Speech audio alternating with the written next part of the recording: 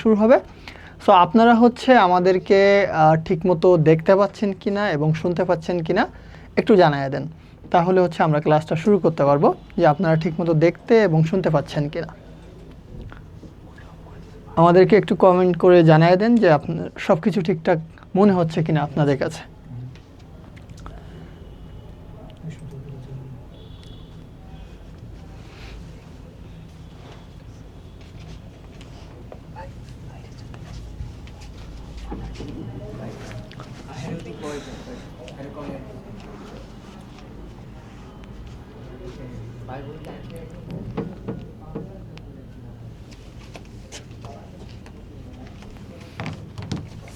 আপনারা সবাই স্পষ্ট দেখতে এবং শুনতে পাচ্ছেন কিনা একটু আমাদেরকে কমেন্ট করে জানান, তাহলে হচ্ছে আমরা আজকে ক্লাসটা শুরু করতে পারবো। আমরা দেখতে পাচ্ছি ক্লাসের মধ্যে 3 জন আছেন। সো আপনাদের কাছ থেকে আমরা একটু জানতে চাইবো যে আসলে দেখা যাচ্ছে কিনা এবং শোনা যাচ্ছে কিনা। কমেন্টের সেকশনটা এখানে একটু করে দেন।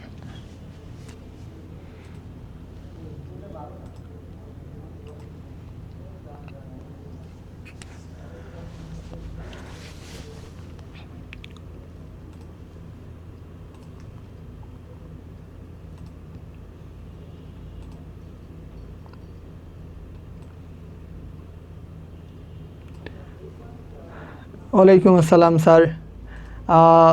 স্যার ঠিকমতো দেখা যাচ্ছে এবং শোনা যাচ্ছে? ওয়ালাইকুম আসসালাম। সব কিছু আপনাদের কাছে ঠিকঠাক লাগতেছে কিনা একটু আমাদেরকে জানিয়ে দেন।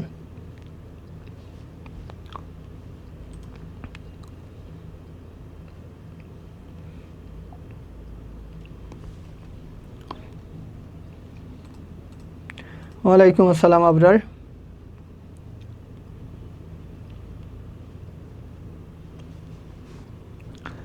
আবরার সব কিছু ঠিকঠাক দেখা যাচ্ছে, শোনা যাচ্ছে? কোনো ইস্যু থাকলে সেটাও বলতে পারেন যে কোনো প্রবলেম হচ্ছে কিনা আপনাদের। আমি আলহামদুলিল্লাহ ভালো আছি, আপনারা কেমন আছেন সবাই? ওকে জারিন, ওয়ালাইকুম আসসালাম। ঠিক আছে। আচ্ছা, আমরা যেহেতু জানতে পারলাম যে সব কিছু ক্লিয়ার আছে, তাহলে আজকে ক্লাসটা আমরা শুরু করতে পারি। আজকে ক্লাসের শুরুতে আমি একটা জিনিস বলে নিই আপনাদের ফাইন্যান্সের ক্ষেত্রে। ওয়ালাইকুম আসসালাম মারিয়া। ওকে, জি আমি আলহামদুলিল্লাহ ভালো আছি। হ্যাঁ আলামিন। জি আমি হচ্ছে আপনাদের সবার কমেন্টসই হচ্ছে দেখতে পাচ্ছি। ওয়ালাইকুম আসসালাম।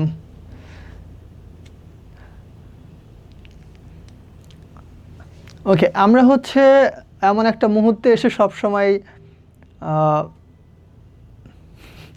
নীলকুমার হয়ে গেলাম। ওকে ঠিক আছে। আমরা এমন একটা সময় হচ্ছে প্রত্যেকটা ক্লাস নিয়ে আসতেছি, হয় ব্রাজিলের খেলা হয়ে যায়, না হলে আর্জেন্টিনার খেলা শুরু হয়, এরকম একটা মুহূর্তে আছি। সো আজকেও মনে হয় যারা আর্জেন্টিনার ফ্যান আছেন তাদের হচ্ছে আজকে রাতে খেলা আছে। সো আজকে হচ্ছে আপনাদের জন্য আনন্দের দিন। আনন্দের দিনে চলেন আমরা একটু ফাইন্যান্সের রিভিশন পোর্শনটা, অর্থাৎ যেহেতু আমাদের সামনে হাফ ইয়ারলি পরীক্ষা, আবার যাদের প্রি টেস্ট পরীক্ষা, সব কিছু তো এক রাতে শেষ করা সম্ভব না। তো কোন কোন জায়গাগুলো আপনি শুধুমাত্র পড়বেন এবং কোন জায়গাগুলোকে খাতায় নোট ডাউন করে রাখবেন, এবং আমরা ক্লাসে যেইগুলোকে পড়াইছিলাম ওইগুলোকে কীভাবে রিভিশন দিবেন, পুরো টেকনিক এবং কোন কোন জায়গাগুলো থেকে কোশ্চেন আসতে পারে সবগুলো নিয়ে আজকের ক্লাসে আলোচনা করব। সো আশা করি আপনাদের কারো কোনো প্রবলেম থাকবে না। ওয়ালাইকুম আসসালাম তাওয়ান্না। হাসু ভালো আছে, সে যেহেতু দাদার দেশে আছে তাহলে তো নিশ্চয়ই ভালো থাকারই কথা। চলেন আমরা হচ্ছে ক্লাসটা শুরু করি। আমাদের শুরুতে আমরা যে অংশ নিয়ে একটু কথা বলবো সেটা হচ্ছে আমরা কিছু কোশ্চেন সলভ করব, যে কোশ্চেনগুলোর মধ্যে থেকে আপনারা কমন পাবেন। আবার আমরা শুরুতে এই অডগুলোর সাথে একটু পরিচিত হব। এই অডগুলো আমাদের বেশি জরুরি।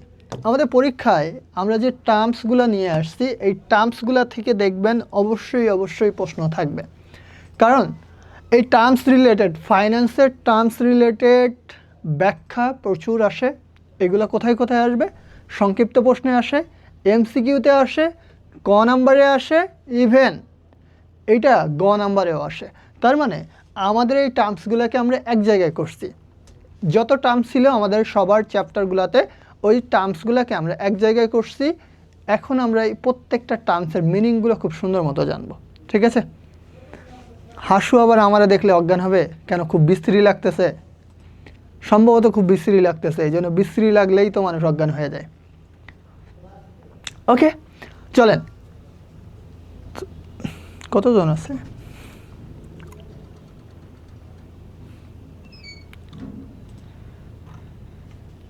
নয়জন, নামাজের টাইম তো এই জন্য।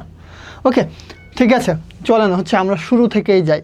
তো আমরা গত ক্লাসে যেরকম অ্যাকাউন্টিংয়ের ক্ষেত্রে সবার কাছ থেকে আমি অ্যান্সার নিয়েছিলাম যে আসলে কোনটার কি অ্যান্সার হবে, আয় নাকি ব্যয়, ঠিক তেমনই আমাদের ফাইন্যান্সের ক্ষেত্রে কিছু কিছু টার্মস আছে যে টার্মসগুলো থেকে বারবার প্রশ্ন হয়। সো এই টার্মসগুলো আমরা অবশ্যই দেখব এবং এই টার্মসগুলো থেকে আমরা চেষ্টা করব হচ্ছে আপনাদের থেকে অ্যান্সার নেওয়ার, দেখব যে আপনাদের কতটুকু মনে আছে। আচ্ছা, আমরা ইউটিউব থেকে দেখতে পাচ্ছি শাহাদাত যুক্ত হয়েছে, জাকির যুক্ত হয়েছে। ওকে, আমি ভালো আছি শাহাদাত, আপনারা সম্ভবত খুবই ভালো আছেন। ওকে, এখন চলেন তাহলে আমরা শুরু করি। একবারে যে জিনিসগুলো থেকেই প্রশ্ন হবে। এইখানে দেখেন আমি যেটা করব এই ক্লাসের ভেতরে আপনাদের যে বইটা আছে, বইয়ে মনে করেন 100% ইনফরমেশান আছে। ঠিক আছে, 100 পৃষ্ঠা আছে, ধরে নেন আপনার বইয়ে 100টা পৃষ্ঠা আছে। এই 100টা পৃষ্ঠাই কি ইম্পর্টেন্ট আপনার জন্য? না, এই 100টা পৃষ্ঠা যারা পড়বে তাদের জন্য সময় নষ্ট হবে। এই 100টা পৃষ্ঠার ভেতরে নর্মালি ইম্পর্টেন্ট হচ্ছে 50টা। 50টা পৃষ্ঠা পড়লে আপনার 100% সিলেবাস হয়তো কভার হবে না, বাট 95% সিলেবাস আপনার কভার হয়ে যাবে। তাহলে এইটা ভালো না যে আপনি 50টা পেজ পড়ে 95% সিলেবাস কভার করে ফেলতেছেন। সো আমরা এই টেকনিক ইউজ করে আজকের ক্লাসে আপনাদের পুরো সিলেবাসটাকে রিভিশন দিয়ে দিব। ওকে, সো চলেন হচ্ছে আমরা শুরু করি। ইয়ামিন, আমি ভালো আছি। মারিয়া, ধন্যবাদ। চলেন, শুরুতে যেটা আছে দেখেন পিপিপি। আমরা যেটাকে 3 পিস বলে চিনতে পারি। আবার যারা আর্জেন্টিনার ফ্যান আছে তারা আবার বলতে পারে যে স্যার আপনি 3 পিস কেন বললেন? ভাই আমি কিন্তু 3 পিসটা আপনাদের বলি নাই, এখানে হচ্ছে পিপিপি আছে। সো এই পিপিপি এর ফুল মিনিং কি সবাই একটু লিখে আমাকে জানান যে আসলে এই যে 3টা পি আছে, এই 3টা পি এর অ্যাকচুয়াল ফুল মিনিংটা কি। দেন আপনারা ফুল মিনিং বলার পরে আমি হচ্ছে ফুল মিনিংটা দেখব যে অ্যাকচুয়ালি সবার হলো কিনা। তারপরে গিয়ে যেটা করব, এই পিপিপি এর অ্যাকচুয়ালি মিনিংটা কি সেটা আপনাদের সাথে শেয়ার করব। সো একটু আমাকে জানান তো পিপিপি এর হচ্ছে ফুল মিনিং কি, বলেন, কমেন্টস করে জানান একটু। আপনারা যত দ্রুত কমেন্টস করবেন তত দ্রুত আমরা ক্লাস শেষ করতে পারবো, নাহলে লাস্ট ক্লাসের মতো দেখা যাবে যে আমাদের পুরোটা শেষ হবে না, কারণ আমাদের 4-5 ঘন্টার দরকার হয়।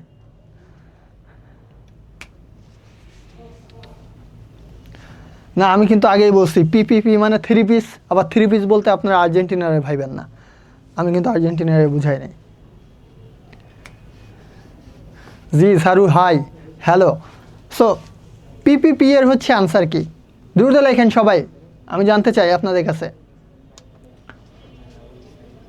আলমগীর, একটু বানানটা ঠিক করেন তো, আপনার বানানটাতে একটু সমস্যা মনে হয়েছে, বানানটা একটু হচ্ছে ঠিক করেন।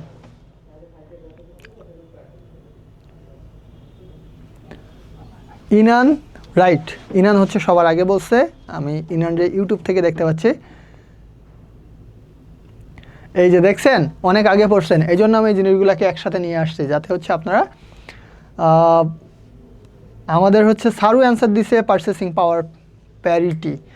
ওকে, আমি এখান থেকে ইনানের থেকে রাইট অ্যান্সারটা পাইছি অলরেডি। আর হচ্ছে আলমগীর যে আইডি থেকে এখানে কমেন্টসটা করা হয়েছে ইউটিউবে, বানানটা একটু সমস্যা মনে হয়েছে। সো বাকি সব কিছু ঠিকঠাক। বনানী বলছেন ইওর ব্রেথ ইজ পেইনফুল। কেন স্যার, পেইনফুল কেন মনে হচ্ছে? ওকে, আবরারেরটা রাইট, আবরার ঠিক বলছে। বাকিদের অ্যান্সারটা একটু জানতে চাই। আমি এই জন্য আপনাদের কাছে কোশ্চেন করতেছি, ক্লাসটাকে আমি ওপেন করে দিচ্ছি যাতে আপনারা অ্যান্সার দিয়ে আপনাদের ভুল ত্রুটিগুলো এখানে সংশোধন হয়ে যায়, ক্লাসটা পুরোপুরি সবার রিভিশন হয়ে যায়। আমি আমার মতো পড়ায় গেলে জিনিসটা হচ্ছে আপনাদের ব্রেনে থাকবে না। সো আপনারা অ্যান্সার করে গেলে এই জিনিসটা আপনাদের কাছে মনে থাকবে, খুব বেশি পরিমাণে ইফেক্টিভ হবে। ওকে,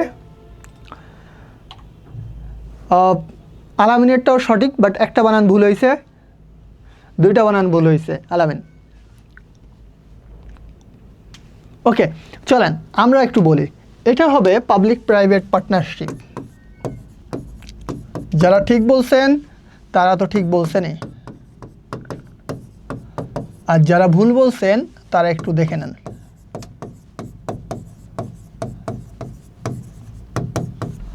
এখন আমাদেরকে জানতে হবে পাবলিক প্রাইভেট পার্টনারশিপ জিনিসটা কি। আমরা এটা ক্লাসে বারবার বুঝিয়ে দিয়েছিলাম উদাহরণ সহকারে। তো এই ক্ষেত্রে আমি খুব বেশি এলাবোরেট উদাহরণ আপনাদেরকে দেওয়ার সময় পাবো না, বাট কিছু মেইন জিনিস আপনাদের কাছে শেয়ার করি। এটা খ নাম্বারে প্রায় আসে, সংক্ষিপ্ত প্রশ্নেও এটা আসতে পারে। সো এটা খুব গুরুত্ব সহকারে পড়বেন পড়ার সময়। পাবলিক মানে হচ্ছে সরকারি, এটা মনে রাখবেন। পাবলিক মানে হচ্ছে সরকারি, আর প্রাইভেট মানে হচ্ছে বেসরকারি। পার্টনারশিপ বলতে একটা চুক্তিকে বোঝানো হয়। মনে করেন একটা ব্যবসা করতে চায় সরকার, বা একটা পদ্মা সেতু বানাতে চায়। আমাদের দেশে অলরেডি একটা পদ্মা সেতু আছে, পদ্মা সেতু অন। এখন ধরে নিলাম গভর্নমেন্ট হচ্ছে পদ্মা সেতু 2 বানাতে চায়। এই পদ্মা সেতু 2 বানানোর জন্য গভর্নমেন্ট বলল যে একলা তো বানানো সম্ভব না, তো সেখানে মনে করেন 10 কোটি টাকা খরচ হবে। 10 কোটি টাকা আমরা ধরে নিলাম, বাজেট হয়েছে কত টাকা? 10 কোটি টাকা। এই 10 কোটি টাকার ভেতরে সরকার দিল, অর্থাৎ এই যে সরকারি টাকা দিল হচ্ছে মনে করেন 4 কোটি টাকা, আর বেসরকারি প্রতিষ্ঠান দিল হচ্ছে বাকি 6 কোটি টাকা। তাহলে এই যে পদ্মা সেতুটা বানানোর সময় টোটাল 10 কোটি টাকার দরকার, সরকার দিল 4 কোটি, বেসরকারি প্রতিষ্ঠানগুলা বা বেসরকারি যে কোনো একজন ব্যক্তি সে দিল 6 কোটি টাকা। তাহলে ওই পদ্মা সেতু থেকে যত টাকা লাভ হবে তাদের ভেতরে সেমভাবে ভাগ হবে। এ হচ্ছে 40% পাবে, আর এ হচ্ছে 60% পাবে লাভগুলা। এটাকে বলা হয় পাবলিক প্রাইভেট পার্টনারশিপ, অর্থাৎ সরকার এবং বেসরকারি খাত একসাথে একটা চুক্তি করা।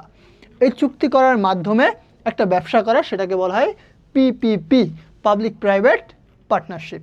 আশা করি সবার কাছে ক্লিয়ার হয়েছে। জি কানিস ফাতেমা, এটা হচ্ছে চ্যাপ্টার 1-এ আছে। চ্যাপ্টার 1-এর দেখেন হচ্ছে সরকারি অর্থায়ন আছে, সরকারি অর্থায়নের শেষ লাইনটার দিকে এই পিপিপি আছে। Very good. কী অবস্থা সবার বলেন? ওকে, এখন হচ্ছে যদি আমরা পরেরটাতে যাই, পরের অংশে যদি আমরা যাই, তাহলে এখন কি হবে বলেন তো? আইডিবি মানে কি?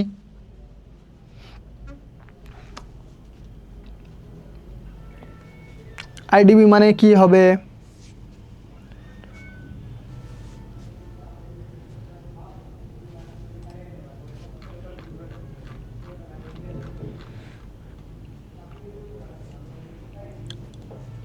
সবাই বলেন কি হবে তাহলে আইডিবি?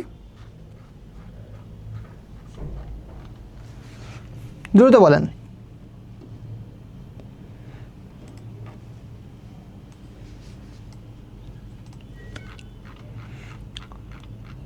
আপনাদের কাছে মনে হয় ষোলোতে যাচ্ছে, সো সবাই একটু আমাকে দ্রুত রেসপন্স করলে আমরা এটাকে শেষ করতে পারবো, কারণ আমাদের কিন্তু আরও অনেকগুলো কোশ্চেন বাকি আছে।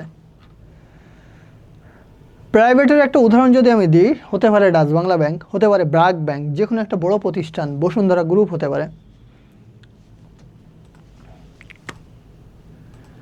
ইন্টার আমেরিকান ডেভেলপমেন্ট ব্যাংক, কে বললো?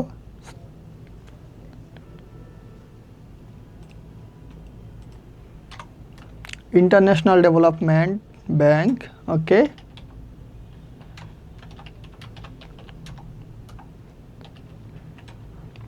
আচ্ছা, আমি আপনাদের কয়েকজনের থেকে অ্যান্সার পাইলাম অলরেডি।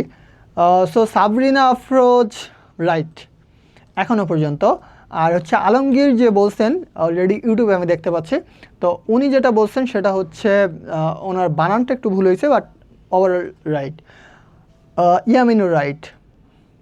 হ্যাঁ, দেখছেন তো, এই জিনিসগুলো কিন্তু আপনাদের বইয়ের ভেতরে আছে, প্রত্যেকটা অধ্যায়ের মধ্যে টার্মসগুলো আছে, আর এই টার্মসগুলো থেকে এমসিকিউ, এ নাম্বার, শর্ট কোশ্চেন, খ নাম্বার প্রায় আসতেছে। তারপর আপনারা জিনিসগুলোকে কী করে ফেলতেছেন? মিক্স করে ফেলতেছেন, যেহেতু আপনারা শুধু রিডিংই পড়ে যান। সো ইন্টারন্যাশনাল ডেভেলপমেন্ট ব্যাংক বলে আপাতত আমাদের ব্যাংক নাই, এটা হবে Islamic development bank, right? Islamic development bank. এই ব্যাংকের জাস্ট কোনো হিস্টোরি আপনাদের বইয়ে দেওয়া নাই, আমি জাস্ট আপনাদের জানার সাথে একটু জানায় রাখি। ইসলামিক ডেভেলপমেন্ট ব্যাংকের কাজটা হচ্ছে কয়েকটা ইসলামিক রাষ্ট্র লাইক সৌদি আরব, বাহরাইন, কাতার, এই টাইপসের কিছু ইসলামিক মাইন্ডের দেশকে নিয়ে একত্রিতভাবে তারা একটা ব্যাংক প্রতিষ্ঠা করছে এবং এই ব্যাংকের মূল টার্গেটই হচ্ছে এই যে মুসলিম রাষ্ট্রগুলো আছে, মুসলিম রাষ্ট্রগুলোকে বিভিন্নভাবে ঋণ দিয়ে তাদের অবকাঠামো এবং দেশের অর্থনীতিটাকে চাঙ্গা করা। এই কাজটাই সাধারণত ইসলামিক ডেভেলপমেন্ট ব্যাংক করে থাকে। সো আশা করি সবার কাছে হচ্ছে ক্লিয়ার। জি, এখন আসেন এডিবি মানে কি। আমার মনে হয় এডিবি, বিসিআইসি এগুলো আর আমাদের দরকার আছে কিনা আমি জানি না। আমি একটু ফাস্ট যাব এই কারণে যাতে হচ্ছে আপনাদের জন্য ভালো হয়। সো আমি এডিবির মিনিংটা আর আপনাদের কাছে জানতে চাইলাম না। এডিবির মিনিং হচ্ছে এশিয়ান ডেভেলপমেন্ট ব্যাংক।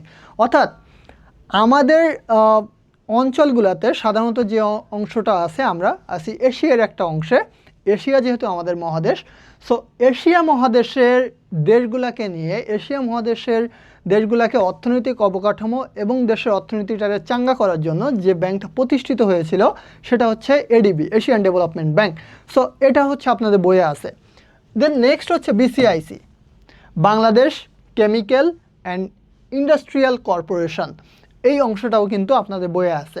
সো পড়ার সময় জিনিসগুলোকে খুব সিরিয়াসলি পড়বেন।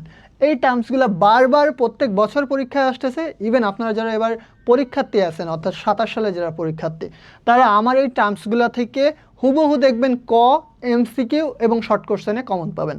বাট আপনাদের বইয়ে এই জিনিসগুলো থাকার পরেও আপনারা সিরিয়াসলি নেন না, এই জন্য এই জিনিসগুলোকে আমি একসাথে করে দিলাম।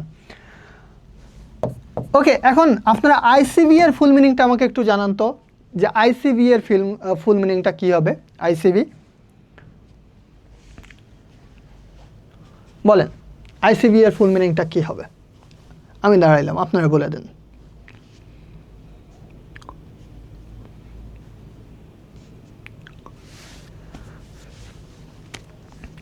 সবার থেকে আমরা একটু জানার চেষ্টা করি যে আইসিবি এর ফুল মিনিংটা কি।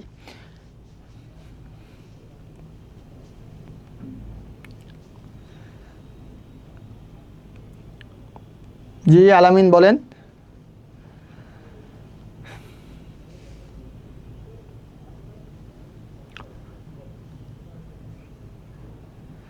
আপনি এখন ইয়ামিন, আপনি এখনই নিচে চলে গেলেন কেন? তার আগে তো আরও আছে। আইসিবি এর ফুল মিনিং কি? আপনি তো দৌড় দিয়ে নিচে চলে গেলেন। সো আমি একটু আপনাদের কাছে জানতে চাই, আগে আমার জানার ইচ্ছা হচ্ছে আইসিবি এর ফুল মিনিংটা কি, সেটা একটু আমাকে জানান।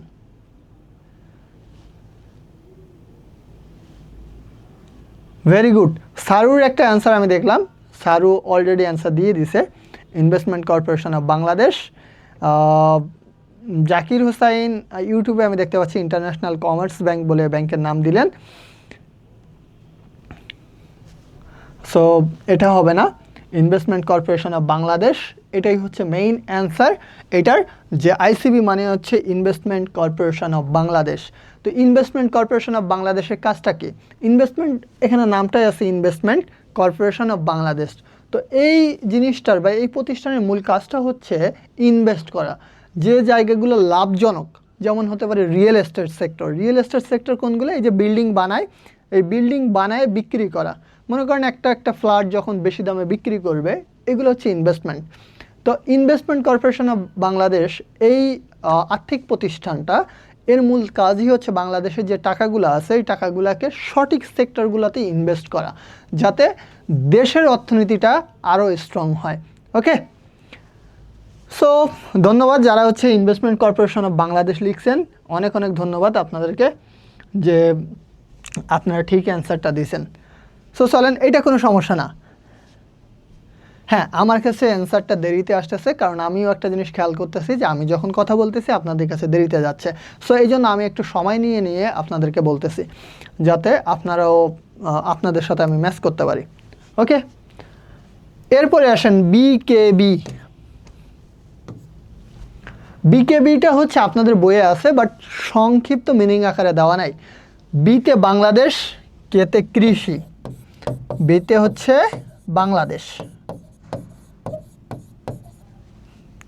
দেন কেতে কি হবে, কৃষি। আর বিতে হচ্ছে ব্যাংক, বাংলাদেশ কৃষি ব্যাংক। দেখবেন বাংলাদেশে একটা ব্যাংক আছে কৃষি সেক্টরে, সেটা হচ্ছে বাংলাদেশ কৃষি ব্যাংক, যেটাকে সংক্ষেপে বলা হয় বিকেবি। এই যে বাংলাদেশ কৃষি ব্যাংক, এই বাংলাদেশ কৃষি ব্যাংকের ক্ষেত্রে নর্মালি যে জিনিসটা সেটা হচ্ছে এরা শুধুমাত্র কৃষি সেক্টরে লোন দিয়ে থাকে। অর্থাৎ আমাদের দেশ, আমরা যেহেতু জানি যে আমাদের দেশটা হচ্ছে কৃষি প্রধান, আমাদের হচ্ছে মূল কাজটা হচ্ছে কৃষি নিয়ে, কৃষক নিয়ে। দেশটাই যেহেতু কৃষি আর কৃষক নিয়ে, তাই হচ্ছে আমাদের দেশের মূল কাজটা হচ্ছে কৃষি সেক্টরটাকে উন্নত করা। আর এই কৃষি সেক্টরটাকে উন্নত করার জন্যই সাধারণত বাংলাদেশ সরকার তার নিজ উদ্যোগে বিকেবি বা বাংলাদেশ কৃষি ব্যাংকটাকে গঠন করে এবং নিয়ন্ত্রণ করে। তো এই ব্যাংকটা হচ্ছে মূলত কৃষকদেরকে সহজ শর্তে লোন দিয়ে থাকে এবং এখানে সুদের হারটাও কম হয়। ওকে, হ্যাঁ, আমি ইয়ামিনকে দেখতে পাচ্ছি, ও হচ্ছে বাংলাদেশ কৃষি ব্যাংক বলছে। এই সাইডে বনানী বলছে বাংলাদেশ কৃষি ব্যাংক, ওখানে কানিস ফাতেমাও বলছে বাংলাদেশ কৃষি ব্যাংক। কেউ কাউরে দেখে মারে নাই। ওকে, আপনারা আবার মজা নিচ্ছেন যে কেউ কাউকে দেখে মারছে কিনা। ওকে, এখন হচ্ছে আমরা পরের টার্মসে যদি যাই তাহলে এফভি। এফভি মানে কি আমরা জানি হচ্ছে ফিউচার ভ্যালু। ফিউচার ভ্যালু মানে কি, বর্তমান মূল্য নাকি ভবিষ্যৎ মূল্য, বলেন?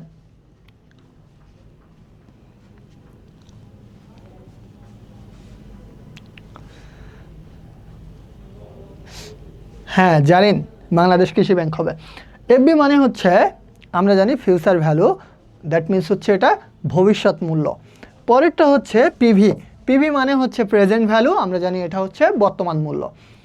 এরপরে হচ্ছে ইএআর, বলেন আপনারা ইএআর মানে কি? এই সর্বশ্রেষ্ঠটার অ্যান্সারটা আপনারা দেন,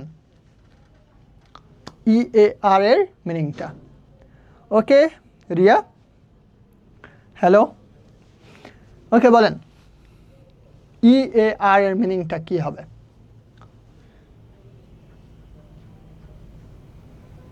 মনে নাই? কেন মনে নাই? ওকে, আমি আপনাদের জন্য অপেক্ষা করতেছি। সো আপনারা হচ্ছে, আমি আশা করব ইএআর এর মিনিংটা হচ্ছে আমাকে জানাবেন।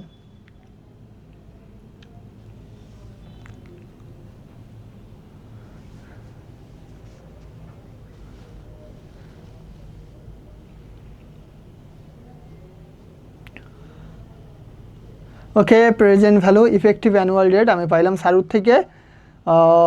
মারিয়া বলছে ভবিষ্যৎ মূল্য। কেন মারিয়া, উল্টাটা হবে না, বর্তমান মূল্য হলো, সমস্যা নাকি? ইয়ামিন বলছে প্রেজেন্ট ভ্যালু। ওকে ঠিক আছে। এই সাইড আলমগীরের থেকে আমি অ্যান্সার পাইলাম ইফেক্টিভ অ্যানুয়াল রেট। বনানীয় বলছে effective annual rate. Siam Hussain বলছে ইফেক্টিভ অ্যানুয়াল রেট। তার মানে যেহেতু সবাই বলতেছে ইফেক্টিভ অ্যানুয়াল রেট, এই যে জিনিসটা, এইটার কোশ্চেনটা হবে ইংরেজিতেও হবে ইএআর। আপনারা যতগুলো কোশ্চেন সলভ করছেন আমি জানি না, আপনাদের অলরেডি স্কুলগুলোতে পরীক্ষা হয়ে গেছে। সো ওই জায়গাগুলোতে ইএআর এর একটা ফুল মিনিং আসছে, প্রায় শর্ট মিনিং দেওয়া থাকে, ফুল মিনিং অ্যান্সার করতে হয়। সো আশা করি আপনাদের ওইখানগুলোতেও আসছে। তাহলে আমরা দেখেন এই ফার্স্ট পেজে যতগুলো দেখলাম, দেখবেন যে আপনারা যদি একটু বোর্ড কোশ্চেনগুলো সলভ করেন, এইখান থেকে দেখবেন 4-5টাই প্রায় বছরগুলোতে কমন আসছে। তার মানে কি, এই একটা জিনিস, আমরা এতটুকু পোর্শন, আমি যে আপনাদের জন্য জাস্ট সকল শর্ট মিনিংগুলোকে এক জায়গায় করে দিলাম, এই এতটুকু পোর্শন থেকে আপনারা অনেকগুলো কোশ্চেন কমন পেয়ে যাবেন। সো ইএআর মানে হচ্ছে ইফেক্টিভ অ্যানুয়াল রেট।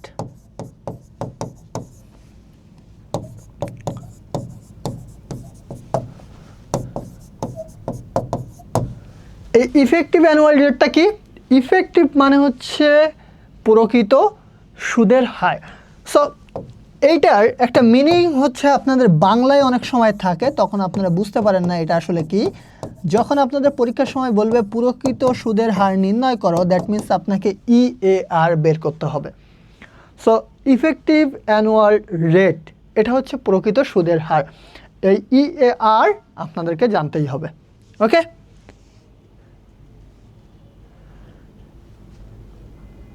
ওকে, সারুর আসে নাই, বাট অন্য কারো আসতে পারে। ইয়ামিন বলছে ওকে, মারামারি বেঁধে গেছে। আলামিন অলরেডি হচ্ছে ফর্মুলাটা লিখে দিয়েছে। ওকে, আসেন পরের অংশটাতে। দেখেন পরের অংশটাতে আমরা কয়েকটা জিনিস একটু এখানে স্পষ্ট করে উল্লেখ করছি।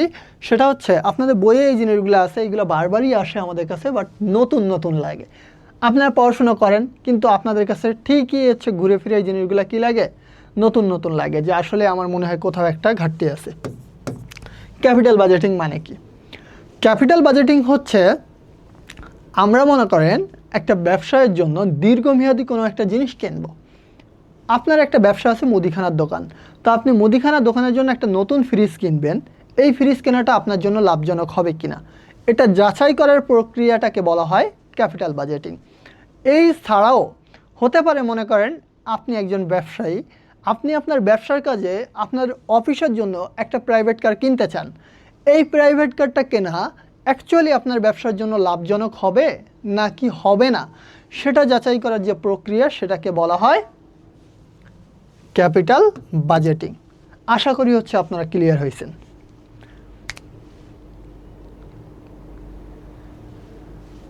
EAR তো ক্লাসে শেখানো হয়েছিল, এটা হ্যাঁ, এটা আমাদের 4th চ্যাপ্টারে আছে, অর্থের সময় মূল্যে। অর্থের সময় মূল্যের লাস্ট সূত্র যেটা, সেটা হচ্ছে EAR। এখন আসেন শেয়ার কি। শেয়ার জিনিসটা হচ্ছে মনে করেন একটা বড় কোম্পানি, ওই কোম্পানি যখন তার ক্যাপিটাল বা মূলধন জনগণের থেকে অল্প অল্প করে শেয়ার হিসেবে কিনে থাকে। বা আরেকটু সহজ করে বলি, মনে করেন আমার হচ্ছে হাসু লিমিটেড বা কোনো একটা লিমিটেড নামে একটা বড় কোম্পানি আছে, আমি চাচ্ছি জনগণের থেকে টাকা নিয়ে আমি ব্যবসাটাকে বড় করতে। এক্ষেত্রে জনগণের থেকে যখন আমি টাকা নিব, জনগণকে যখন আমি মালিকানা দিব, অর্থাৎ তারা যখন মালিক হবে, তখন এই যে আমি তাদের কাছে মালিকানা দিলাম, এটাকে বলা হয় শেয়ার। অর্থাৎ বড় আকারের মূলধনকে যখন ছোট ছোট অংশে ভাগ করা যায়। যেমন আমরা যদি একটু দেখি, মনে করেন আমার ব্যবসায় হচ্ছে 10 লাখ টাকার মূলধন আছে, মোট মূলধন হচ্ছে 10 লাখ টাকা। এই 10 লাখ টাকার মূলধনটাকে আমি একজন শুরু না করে আমি চাইলাম এই ব্যবসায় আরও 10 জন ব্যক্তি থাকুক। তো 10 জনের কাছে শেয়ার করলাম জিনিসটা, তার মানে প্রত্যেকে 1 লাখ করে টাকা ব্যবসায় নিয়ে আসলো। তাহলে প্রত্যেকে যদি 1 লাখ করে নিয়ে আসে 10 জন ব্যক্তি, তাহলে মোট হলো কত টাকা? 10 লাখ টাকা। এইখানে দেখেন তো মালিক কতজন? মালিক কিন্তু এই 10 জন। তাহলে এই যে 1 লাখ করে আমি সবার কাছে মালিকানা দিলাম, এইটাকেই বলা হয় শেয়ার। শেয়ার করা মানে কি? ভাগ করে নেওয়া। শেয়ার মানে তো আমরা বাংলায় জানি, শেয়ার মানে ভাগ করা। আপনার বাবা হচ্ছে একটা রুটি নিয়ে আসছে, রুটিটাকে 2 বোন ভাগ করে খাইলেন, এটা যেমন শেয়ার করা, এই ক্ষেত্রেও জিনিসটা সেম, শেয়ার করা। আপনারা যদি এখন ক্লাসটাকে আরেকজনের কাছে দেন, এটাও শেয়ার করা। এই জিনিসগুলোই হচ্ছে শেয়ার। সো ব্যবসার ক্ষেত্রে শেয়ারটাও সেম। ওকে, আপনাকে আমি EAR শেখাবো। আমার নাম হয়ে গেছে হাসু স্যার, বুঝতেছেন? বন্ড আর ডিবেঞ্চারটা খুব কাছাকাছি দুইটা শব্দ। আমরা ক্লাসে এই জিনিসটা খুব এলাবোরেটলি শিখছিলাম। আমরা জানি এই টার্মসগুলোকে এক কথায় অ্যান্সার করা সম্ভব না, বাট আমি কেন তাহলে এই জিনিসগুলোকে উঠিয়ে দিলাম? আমি আপনাদের কাছে যখন এই পিডিএফটা দিয়ে দিব, তখন হচ্ছে আপনারা এটা দেখে দেখে খাতায় নোট করে ফেলবেন। ক্লাসে সব কিছুই খুব এলাবোরেটলি পড়ানো হয়েছে। সো এই জিনিসগুলোকে যখন খাতায় নোট করে ফেলবেন, তখন যেটা হবে, পরীক্ষার আগের রাতে জাস্ট চোখ বুলায় গেলে আপনার পড়া কভার, আর কিচ্ছু লাগবে না। আমি যেগুলো দিলাম এই টপিকসগুলো পড়লেই আপনার পুরো পড়াটাই কভার। এখন আসেন, বন্ড কি আর ডিবেঞ্চার কি? বন্ড হচ্ছে আমার যে একটা ব্যবসা আছে, আমি জনগণের থেকে টাকা ধার নিলাম, বললাম আপনারা আমাকে কিছু টাকা ধার দেন, আমি আপনাদেরকে সুদ দিব, ওই যে টাকাটা দিলেন সেই টাকার উপরে সুদ দিব। এখন জনগণ, অর্থাৎ জনগণের থেকে যার থেকে আমি ধার নিচ্ছি, সে তো বলতে পারে যে আপনি যে টাকাটা নিচ্ছেন আপনি তো পালায় যাইতে পারেন। তাহলে এইটার জামানত কি? জামানত বলতে আমরা যেটা বুঝে থাকি যে আমি যে টাকাটা দিচ্ছি তার গ্যারান্টি কি, আমি এই টাকাটা ফেরত পাবো তার গ্যারান্টি কি, এটাই হচ্ছে বাংলা ভাষায় জামানত। তো এই ক্ষেত্রে কি হবে? তখন মনে করেন আমি আমার কোম্পানির যত ডকুমেন্টস আছে, এই ডকুমেন্টসগুলো ওই যার কাছ থেকে লোন নিলাম তার কাছে জমা রাখলাম। এই যে তার কাছে আমি জমা রাখলাম, এইটার ক্ষেত্রটাকে বলা হয় বন্ড। অর্থাৎ যদি আমি কোনো জামানত রেখে জনগণের থেকে লোন নিয়ে থাকি, এটা হচ্ছে বন্ড। আরও বিস্তারিত দেখতে হলে এখন ক্লাসে ঢুকতে হবে আপনাকে। ক্লাসে ঢুকবেন, বন্ড নিয়ে অনেকগুলো আলোচনা করা আছে। সো এইখানে আপনি সব কিছুর অ্যান্সার পেয়ে যাবেন। ডিবেঞ্চার হচ্ছে আমি এখনও সেম জনগণের থেকে টাকা নিলাম, নিয়ে অর্থাৎ ধার করে নিলাম, তাদেরকে সুদও দিচ্ছি, বাট এইখানে একটা জিনিস মিসিং, সেটা হচ্ছে জামানত নাই। কেন জামানত নাই? কারণ হচ্ছে আমি জনগণকে বললাম তোমরা আমাকে টাকা দাও, আমি সেই টাকা দিয়ে ব্যবসা করব, আমি তোমাদেরকে সুদ দিব, বাট আমি কোনো জামানত রাখতে পারবো না। এখন আপনি বলতে পারেন স্যার এটা তো হাইলি রিস্কি কেন? কারণ হচ্ছে আমি তো চলে যাইতে পারি। তাহলে কেন জনগণ আমার কাছে টাকাটা রাখবে? রাখার মূল কারণটা হচ্ছে বন্ডের ক্ষেত্রে মনে করেন সুদ দেওয়া হচ্ছে 12%, ডিবেঞ্চারের ক্ষেত্রে সুদ অফার করা হয় 32%। তার মানেটা কি? লোভ দেখানো হয়, বেশি বেশি ট্রাফে ফেলানো হয়। 12% সুদ দিচ্ছিল এখানে, আর এইখানে দিচ্ছে 32%। দ্যাট মিন্স চোখ বুঝায় সে বলবে ওকে ঠিক আছে, জামানত লাগবে না, আমি আপনার এখানে ইনভেস্ট করতেছি বা ডিবেঞ্চার কিনে নিচ্ছি। হ্যাঁ মারি, আপনাদের এটা শেষ হয় নাই?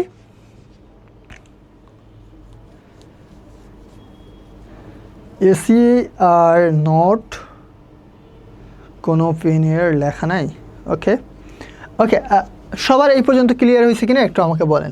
এখন আসেন আমরা পরের টার্মসটাতে যাই। ডিসিই এর ফুল মিনিং কি একটু আমাকে জানান তো। ডিসিই এর ফুল মিনিং কি? সবাই জানেন যে ডিসিই এর আসলে ফুল মিনিংটা কি? আচ্ছা,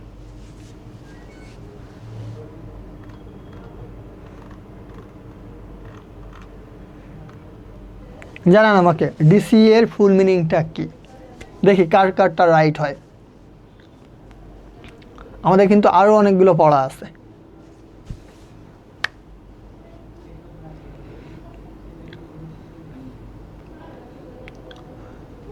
দেখি কারটা রাইট হয়।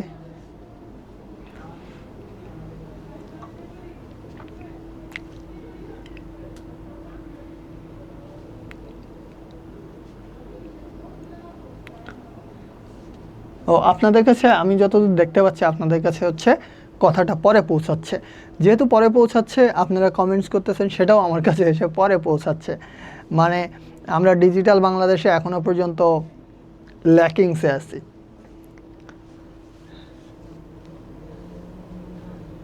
সবারই প্রচুর প্রচুর ওই দিনে ক্লাসের পরে দেখলাম যে গ্রুপে প্রচুর পরিমাণে হচ্ছে সবার যে আমি কেন গান গাইলাম না, কেন হচ্ছে তাদের রিকোয়েস্ট রাখলাম না। সো আজকে চেষ্টা করব ক্লাসের শেষের দিকে। ওকে, এক লাইন হইলেও, খুব বেশি না, আমি কথা বেশি দিতে পারবো না। ওকে, ডিসিই এর ফুল মিনিং হচ্ছে, এইটা আমরা যদি খুব সহজ করে বলি, ঢাকা স্টক এক্সচেঞ্জ।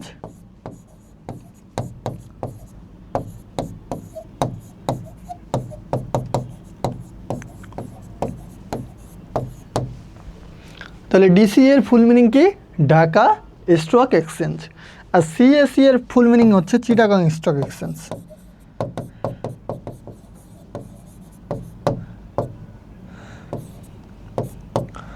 এই যে চিটাগং স্টক এক্সচেঞ্জ আর ঢাকা স্টক এক্সচেঞ্জ, এই দুইটা আসলে কি? মাছ বিক্রি হয় নাকি গরু বিক্রি হয় নাকি ঘোড়া বিক্রি করে? কিছুই না। স্টক এক্সচেঞ্জ হচ্ছে যেখানে শেয়ার ক্রয় বিক্রয় হয়, অর্থাৎ যেখানে শেয়ার কেনাও হয় বেচাও হয়, সেই জায়গাটার নাম হচ্ছে স্টক এক্সচেঞ্জ। তো বাংলাদেশে দুইটা স্টক এক্সচেঞ্জ আছে বা দুইটা শেয়ার ক্রয় বিক্রয়ের বাজার আছে। একটা হচ্ছে ঢাকা স্টক এক্সচেঞ্জ, আরেকটা হচ্ছে চিটাগং স্টক এক্সচেঞ্জ। ইপিএস মানে কি? এই জিনিসগুলো থেকে কোশ্চেন হবে। ওকে, 2 লাইন গাইব।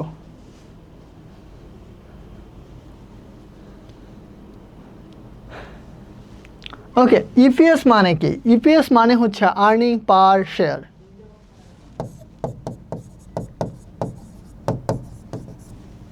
আর্নিং পার শেয়ার। আর্নিং পার শেয়ার কি? আর্নিং পার শেয়ার, একটা শেয়ারে কত টাকা আয় হচ্ছে সেটাকে বলা হয় আর্নিং পার শেয়ার। ইপিএস, আর্নিং পার শেয়ার। অর্থাৎ মনে করেন একটা শেয়ারে আপনি কত টাকা লাভ পাইলেন। আপনি একটা শেয়ার কিনছেন 10 টাকা দিয়ে, সেখান থেকে লাভ পাইছেন 2 টাকা। এই যে 2 টাকা আপনি লাভ পাইলেন, এটাকে বলা হয় ইপিএস, আর্নিং পার শেয়ার। এনবি মানে কি? এনবি মানে হচ্ছে নিট ভ্যালু। নিট ভ্যালু কি? মানে কোনো জিনিসের একবারে ফিক্সড একটা ভ্যালু আছে। মনে করেন আপনি আয় করছেন 500 টাকা, কিন্তু আপনার খরচ আছে 300 টাকা, তাহলে আপনার নিট আয় কত? 500 টাকা আয় করছেন, 300 টাকা খরচ করছেন, নিট আয় হচ্ছে 200 টাকা। ঠিক তেমনই প্রত্যেকটা সম্পদের ক্ষেত্রে একটা নিট ভ্যালু আছে, মানে এক্স্যাক্ট যে ভ্যালুটা, সেটাকে বলা হয় নিট ভ্যালু। ওকে, নোটে আমি হচ্ছে লেখাগুলো রেখে দিব, এটা আপনাদেরকে দিয়ে দিব, সমস্যা নেই। ইন্ডেক্স মানে কি? ইন্ডেক্স মানে হচ্ছে সূচক। আমি আপনাদেরকে একটা জিনিস পড়াইছিলাম, সূচক। সূচক জিনিসটা কি? সূচক জিনিসটা হচ্ছে, আমরা যদি এরকম একটা ছক করি,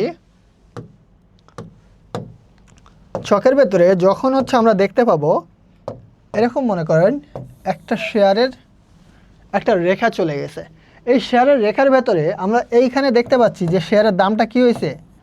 কমে গেছে। আবার এই জায়গায় দেখতে পাচ্ছি শেয়ারের দামটা অনেক বেশি পরিমাণে বৃদ্ধি পাইছে। এই শেয়ারের যে দাম বাড়লো কি কমলো, এই জিনিসটাকে ইন্ডিকেট করে বা এই জিনিসটাকে নির্দেশ করে যে রেখার মাধ্যমে, সেটাকে বলা হয় ইন্ডেক্স বা সূচক। যে জিনিসটার মাধ্যমে শেয়ারের দাম বাড়লো নাকি কমলো, সেই জিনিসটাকে টোটালি দেখানো হয় জনগণের সামনে, এটাই হচ্ছে মেইনলি ইন্ডেক্স।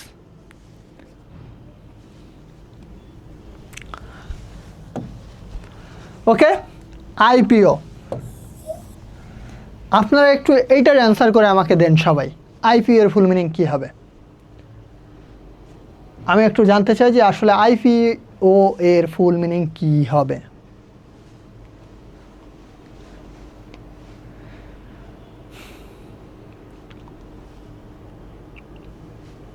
দেন আইপিও এর ফুল মিনিংটা। এনভি নমিনাল ভ্যালু, এটা বলতে পারেন, বাট এই জিনিসটা হচ্ছে ডিরেক্ট আসবে না, আমাদের এইটার ক্ষেত্রে নাই। বলেন আইপিও এর ফুল মিনিং কি? স্যার, আমরা যে পরিসংখ্যানের কথা বলি না, পরিসংখ্যান হচ্ছে আমাদের ফাইন্যান্সের বাচ্চা। ফাইন্যান্স হচ্ছে পরিসংখ্যানের আব্বা। সো পরিসংখ্যানটা তৈরি হয়েছে ফাইন্যান্স থেকে, এই জন্য হচ্ছে দুইটাকে কাছাকাছি দরকার হয়। বলেন এখন আইপিও এর ফুল মিনিংটা কি? What is the full meaning of IPO?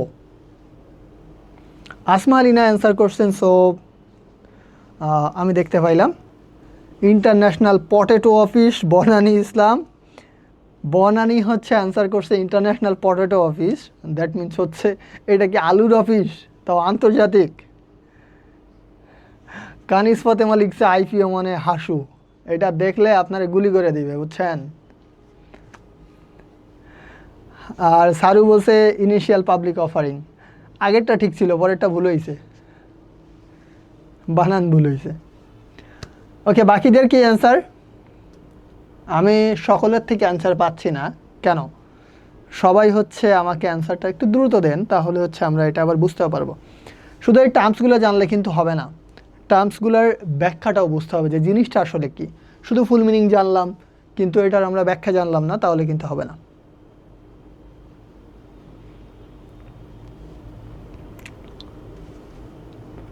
Islamic partnership organisation, আলামিন বলছে। জারিন বলছে ইনিশিয়াল পাবলিক অফারিং। বাকিদের কি অবস্থা আমি একটু জানতে চাই। কেউ আবার লিখছে বিগ ফিশ। বিগ ফিশ মানে কি? বড় মাছ। এখানে কেউ বড় মাছ আছে?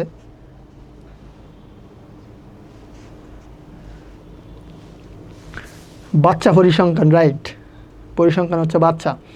ওকে, আইপিও হচ্ছে, আমি অনেকের থেকে অ্যান্সার পাইলাম ইনিশিয়াল পাবলিক অফারিং। মারিয়াও বলছে, ইয়ামিনও বলছে initial public offering. So Saroo আবার ফাতে চলে গেছে। ওকে, যাই হোক, আমরা হচ্ছে আইপিও এর ফুল মিনিংটা একটু দেখি।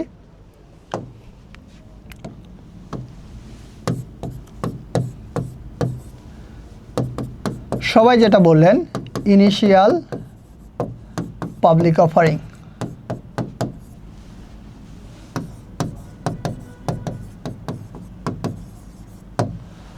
দেখেন, জিনিস হচ্ছে যে কোনো জিনিস দুইভাবে বিক্রি হয়। একটা হচ্ছে, আমরা যদি খুব সহজ করে ধরি, আপনি যদি একটা ফোন কিনবেন, ধরে নেন আপনি একটা ফোন কিনতে যাচ্ছেন, আপনার কাছে 20,000 টাকা আছে, আপনি একটা ফোন কিনতে চান। তো ফোনটা আমরা দুইভাবে কিনতে পারি। এটা হচ্ছে ধরে নেন শোরুম। আপনি ফার্স্ট অফ অল চাইলে শোরুম থেকে গিয়ে ডিরেক্ট কিনে নিয়ে আসতে পারেন, এটা হচ্ছে আপনার কাজ। আপনি 20,000 টাকা দিয়ে কি করতে পারেন, প্রথমত একটা নতুন ফোন শোরুম থেকে কিনতে পারেন। তাহলে আপনি এখানে নতুন ফোন আছে এই শোরুমে, আপনি নতুন ফোনটা কিনে নিয়ে আসলেন কত টাকা দিয়ে, 20,000 টাকা দিয়ে। আপনি আরও একটা কাজ করতে পারেন, সেটা হচ্ছে 20,000 টাকা দিয়ে আপনি সেকেন্ড হ্যান্ড মার্কেট থেকে ফোন কিনতে পারেন। অথবা আরেকটা কাজ করতে পারেন, সেটা হচ্ছে কেউ একজন সেকেন্ড হ্যান্ড ফোন বিক্রি করতেছে, আইফোন লাইক কেউ সেকেন্ড হ্যান্ড ফোন বিক্রি করতেছে, আপনি চাইলে এটাও কিনতে পারেন। তার মানে 20,000 টাকা দিয়ে আপনি যে ফোন কিনতে যাচ্ছেন, আপনার হাতে দুইটা অপরচুনিটি আছে। একটা হচ্ছে আপনি ডিরেক্ট শোরুম থেকে গিয়ে নতুন একটা ফোন কিনতে পারেন, এটা ফার্স্ট অপশান। সেকেন্ড অপশান হচ্ছে আপনি সেকেন্ড হ্যান্ড একটা ফোন কিনতে পারেন, বা যে কোনো ব্যক্তির কাছ থেকে কিনতে পারেন, সে আগে একটা ফোন ইউজ করছে সেটা কিনতে পারেন। এটা হচ্ছে 2 নম্বর অপশান। আপনি যখন সরাসরি নতুন দোকান থেকে বা নতুন শোরুম থেকে কোনো ফোন কিনবেন, সেটাকে বলা হয় public offering, initial public offering. এটা প্রথম যখন ওই যে নতুন কোনো দোকান থেকে আপনি যখন কোনো কিছু কিনবেন, সেটা হচ্ছে ইনিশিয়াল পাবলিক অফারিং। কিভাবে? এরা হচ্ছে আপনাকে যেটা অফার করতেছে, অর্থাৎ শোরুম আপনাকে যেটা অফার করতেছে, সেটাই হচ্ছে ইনিশিয়াল পাবলিক অফারিং। আপনাকে প্রাথমিকভাবে অফার করতেছে তারা 20,000 টাকার একটা নতুন phone.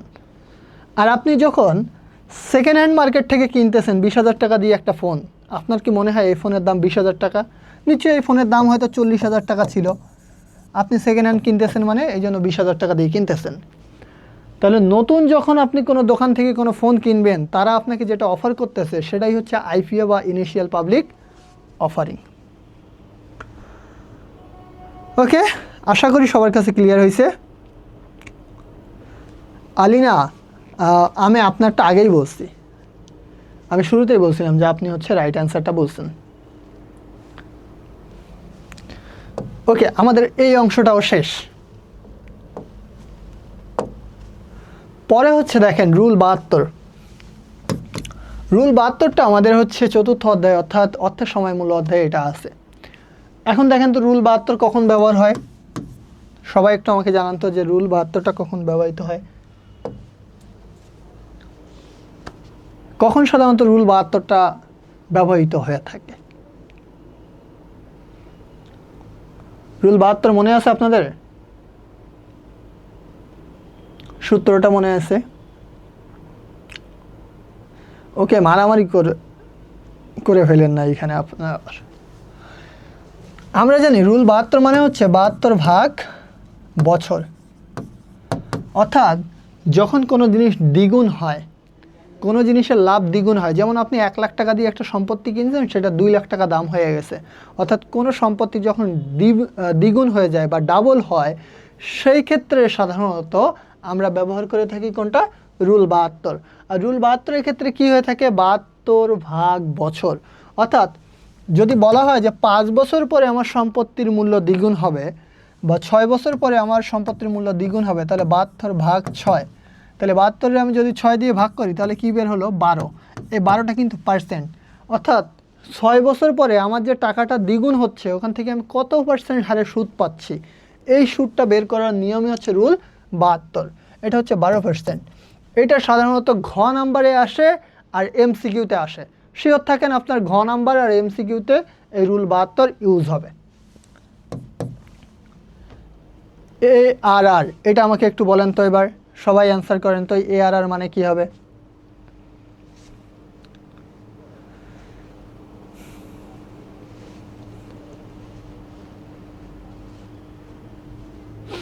Very good Yamin, right. এখন আপনারা আমাকে বলেন ARR মানে কি?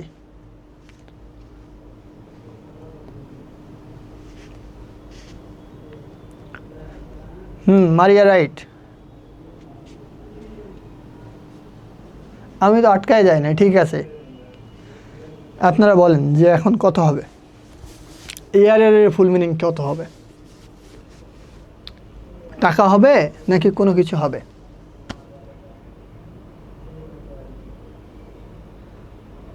Accounting rate of return. Okay, Asma Alina বলছে অ্যাকাউন্টিং রেট অফ রিটার্ন। বাকিদের?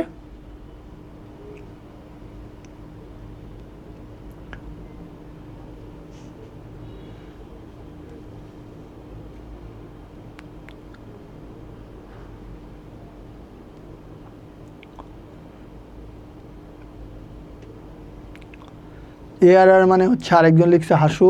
ওকে, আমি বাকিদের থেকে একটু অ্যান্সারটা চাচ্ছি যে ARR এর ফুল মিনিংটা অ্যাকচুয়ালি কী হবে।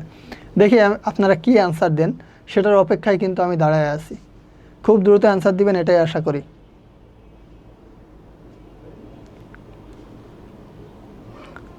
ওকে, আলিনা। ইয়ামিন বলছে অ্যাকাউন্টিং রেট অফ রিটার্ন। ওকে, বাকিরা? বাকিদের কি অবস্থা বলেন, ARR এর ফুল মিনিং কি? ইয়ামিন বলছে বাকিদের থেকে এখন আমি পাই নাই।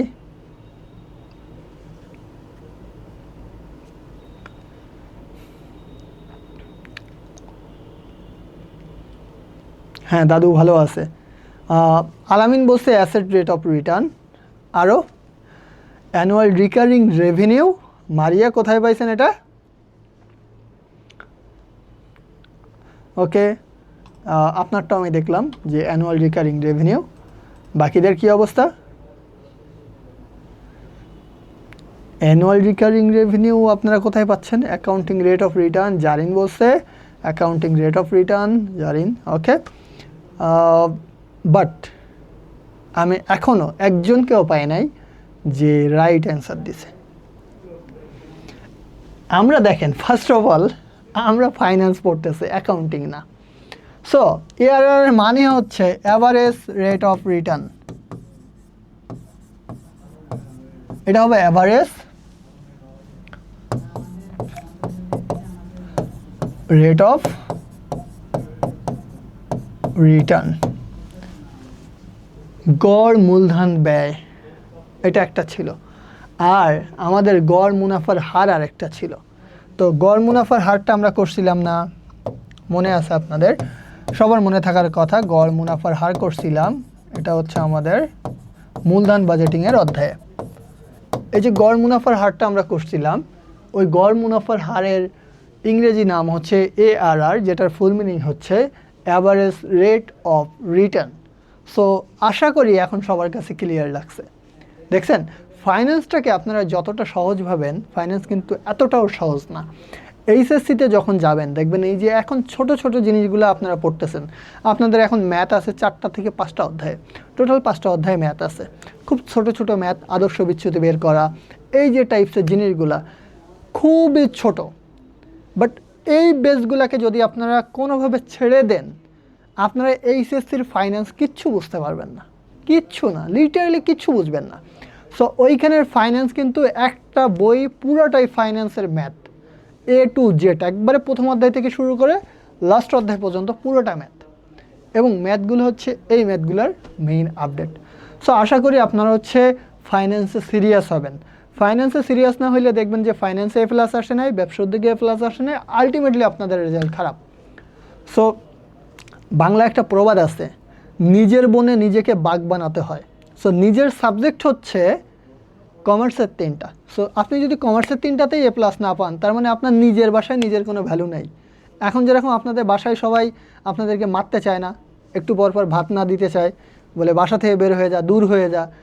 এই আপনি যখন A+ পাবেন না, তার মানে হচ্ছে আপনি কমার্সের সাবজেক্টগুলোও আপনারা বলছে দূর হয়ে যা, পোড়া মুখো তোরে আমি দেখতে চাই না, এরকম একটা অবস্থা। সো আপনাদের কাজ কী হবে? কমার্সে আপনাদের যে নিজস্ব জগৎটা আছে, নিজস্ব জগতে কি করতে হবে? A+ পাইতে হবে। সো A+ পাইতে গেলে কিন্তু সিরিয়াসলি পড়তে হবে। এই যে আপনাদের ARR ভুল হয়ে যাচ্ছে, PBP ভুল হয়ে যাবে, DSE ভুল হয়ে যাবে, এই জিনিসগুলো ভুল হওয়া যাবে না। এগুলোকে নর্মালি নিয়েন না, খুব সিরিয়াসলি এই জিনিসগুলো পড়াশোনা করেন। ওকে, সবাই ক্লিয়ার? সবার আগে আমি আপনাদেরকে কিছু কথা নামাজের পরে বলবো। আমরা তো সব ক্লাসই আমাদের শেষ করানো হয়েছে। মেইন জিনিসটা হচ্ছে পড়াশোনা। সো আপনি আপনার কমার্সের 3টা সাবজেক্টে যদি A+ পেয়ে যান, আলটিমেটলি আপনার A+ পাওয়া খুবই ইজি হবে। সেটা আপনার স্কুলে পরীক্ষাই হোক, যে কোনো পরীক্ষাই হোক। সো আপনাকে মেইন টার্গেটই রাখতে হবে আপনার কমার্সের 3টা সাবজেক্টে A+ পাওয়া। এই 3টা মিস যাওয়া মানেই হচ্ছে আপনি একটা টক্করের মধ্যে পড়ে যাবেন, একটা খারাপ জায়গায় পড়ে যাবেন, আপনার রেজাল্ট অটোমেটিক খারাপ হয়ে যাবে। ওকে, নামাজের বিরতি আমরা এখনও দেই নাই। একটু উপরে যান তো। ওকে, ঠিক আছে। ওকে, আমরা নামাজের বিরতি দিব এই টার্মসগুলো শেষ করে। এখন বলেন তো পিবিপি এর ফুল মিনিং কি? সবাই একটু জানান তো পিবিপি এর ফুল মিনিংটা কি?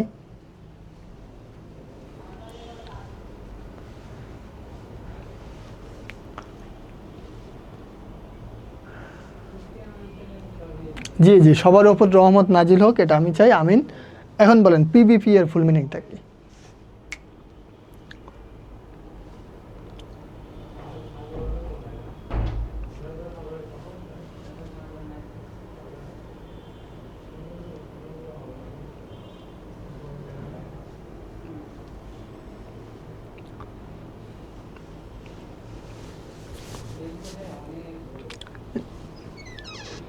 স্যারও অলরেডি বলে দিয়েছে জানি না স্যার, বাকিদের কি অবস্থা বলেন?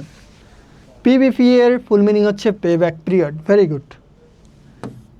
পিতে পে, বিতে ব্যাক, আর একটা পিতে পিরিয়ড। পে ব্যাক পিরিয়ড হচ্ছে পিবিপি, অর্থাৎ কতদিনে আমাদের কাছে আমাদের টাকাটা কি আসবে, ব্যাক আসবে। আমি 5 লাখ টাকা দিয়ে একটা ব্যবসা শুরু করলাম, এই 5 লাখ টাকা কবে উঠে আসবে, এই আসল টাকাটা কবে উঠে আসবে, সেটাকে বলা হয় পিবিপি বা পে ব্যাক পিরিয়ড। ওকে, আজান হচ্ছে, আমরা নামাজের বিরতি দিই, নামাজের পরে আমরা ব্যাক করবো আবার। সো আপনারাও সবাই নামাজ শেষ করে ক্লাসে জয়েন করবেন ইনশাল্লাহ। ওকে, ঠিক আছে।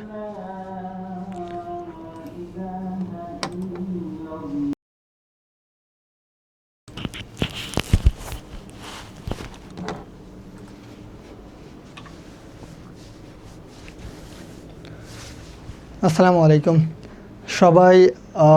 আপনারা তো দেখি অলরেডি মারামারি বাঁধাই দিয়েছেন যে কে কাকে স্টুপিড বলতেছেন, এইগুলা না করে আপনারা স্টপ হয়ে যান। সো আমরা হচ্ছে আবার ক্লাসে ব্যাক করলাম নামাজের পরে। এই অংশে আমরা আপনাদেরকে শেষ অংশটাতে দেখাবো যে আমাদের স্পেসিফিক কিছু জায়গা থেকে ফাইন্যান্সে ম্যাথ আসবে, এবং সেটা 100% শিওর যে কয়েকটা ম্যাথ আছে, সেই ম্যাথগুলো বারবারই রিপিট হবে। সো এই অংশগুলোও আপনাদের সাথে শেয়ার করা হবে। ওকে, চলেন আমরা হচ্ছে একটু দ্রুতই ক্লাসটাকে শেষ করব। আইআরআর মানে কি? আইআরআর মানে কি হবে তাহলে? আমরা জানি আমাদের এই চ্যাপ্টারগুলো সব ক্যাপিটাল বাজেটিং বা মূলধন বাজেটিংয়ের যে অধ্যায়টা আছে, ওই অধ্যায়ের ভেতরে এই টার্মসগুলো আছে। এই টার্মসগুলো থেকে অবশ্যই প্রশ্ন হবে, এটা শিওর থাকেন। আইআরআর মানে হচ্ছে ইন্টারনাল রেট অফ রিটার্ন। আপনারা কয়দিন পরে পরীক্ষা দিবেন, এখনই যদি আপনারা এইগুলার ওপরে দখল না থাকে তাহলে হবে কি করে?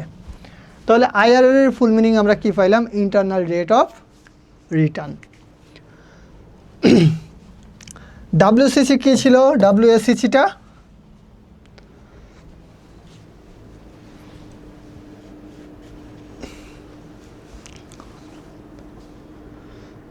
আমরা হচ্ছে এখনও ক্লাসে কেন বাকিরা আসে নাই, একটু সবাই গ্রুপগুলোতে শেয়ার করে দেন যাতে হচ্ছে তারা সবাই ক্লাসে জয়েন করে যায়।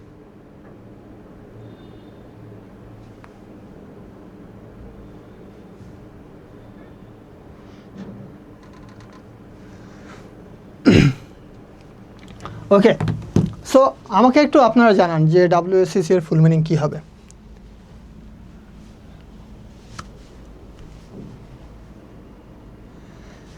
আমরা জানি যে ডাব্লিউএসসিসির ফুল মিনিং হচ্ছে weighted average cost of capital, অর্থাৎ গড় মূলধন ব্যয় যেটা, সেটাকে বলা হয় weighted average cost of capital. এটা হচ্ছে আমাদের ডাব্লিউএসসিসির ফুল মিনিং। আর বার্টার সিস্টেম বলতে আমরা কি বুঝি? বার্টার সিস্টেম বলতে আমরা যেটাকে বুঝে থাকি সেটা হচ্ছে বিনিময়। অর্থাৎ বিনিময় যে প্রথাটা ছিল সেটাকে বলা হয় বার্টার সিস্টেম। এই জায়গা থেকে প্রায় প্রশ্ন হয় যে বার্টার সিস্টেম কি। বার্টার সিস্টেমটা হচ্ছে মূলত ওই যুগে অর্থাৎ পুরাতন যুগগুলোতে যেটা হতো, আপনারা স্টপ যান, কেউ মারামারি করেন না। পুরাতন যুগগুলোতে যেটা হতো অর্থাৎ একবারে প্রাচীন যুগে মানুষ একজন কাউকে মাছ দিত এবং মাছের বদলে কেউ দেখা যাচ্ছে যে তাকে শাকসবজি দিত। যেমন ধরে নেন আমি হচ্ছে কুমড়া ব্যবসায়ী, তার মানে আমার কাছে কুমড়া আছে। আপনাদের মধ্যে কেউ একজন হচ্ছে ইলিশ ব্যবসায়ী, তার মানে তার কাছে ইলিশ আছে। তো সেই যুগে যেটা হতো, আমি তাকে কুমড়া দিলে সে আমাকে একটা ইলিশ দিত। এই যে আমি তাকে কিছু একটা দিলাম, তার বিনিময়ে সে আমাকে কিছু দিল, এটাকে বলা হয় বিনিময় প্রথা। এই প্রথাটা চালু ছিল একবারে প্রাচীন যুগে, অর্থাৎ যখন সভ্যতার বিকাশ হয়নি ওই সময়কালটাতে। সো আশা করি সবাই ক্লিয়ার। এলসি এর ফুল মিনিং কি? এই জিনিসগুলোর হচ্ছে এলাবোরেট পোর্শনগুলো দেখতে হলে আপনাদেরকে তো, যারা আমাদের স্টুডেন্ট আছেন তারা তো জানেনই এই জিনিসগুলো আমাদের ক্লাসে অলরেডি শেষ। আর যারা স্টুডেন্ট নেই তাদেরকে আমাদের ক্লাসে এনরোল করতে হবে। এই ক্ষেত্রে কেন করতে হবে এনরোল? কারণ একটা এলসির ফুল মিনিংটা আমি হয়তো ক্লাসে শেষ করতে পারবো, বাট একটা এলসির পুরো ব্যাখ্যাটাকে আমি একটা ক্লাসে শেষ করতে পারবো না। ওই জিনিসটাকে বোঝাতেই আমার মিনিমাম 30 মিনিট বা 15 মিনিট লেগে যাবে। ওকে, ঠিক আছে। এখন দেখেন তাহলে এলসি মানে কি? এলসি মানে হচ্ছে আমরা জানি হচ্ছে লেটার অফ ক্রেডিট।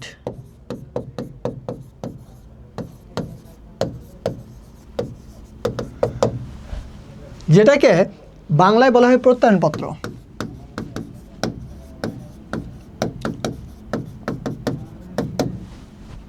আপনারা তো এখনও ছোট মানুষ, আপনাদেরকে নাগরিক সনদপত্র বা প্রশংসাপত্র এইগুলোর সাথে হয়তো আপনারা এখনও রিলেটেড না।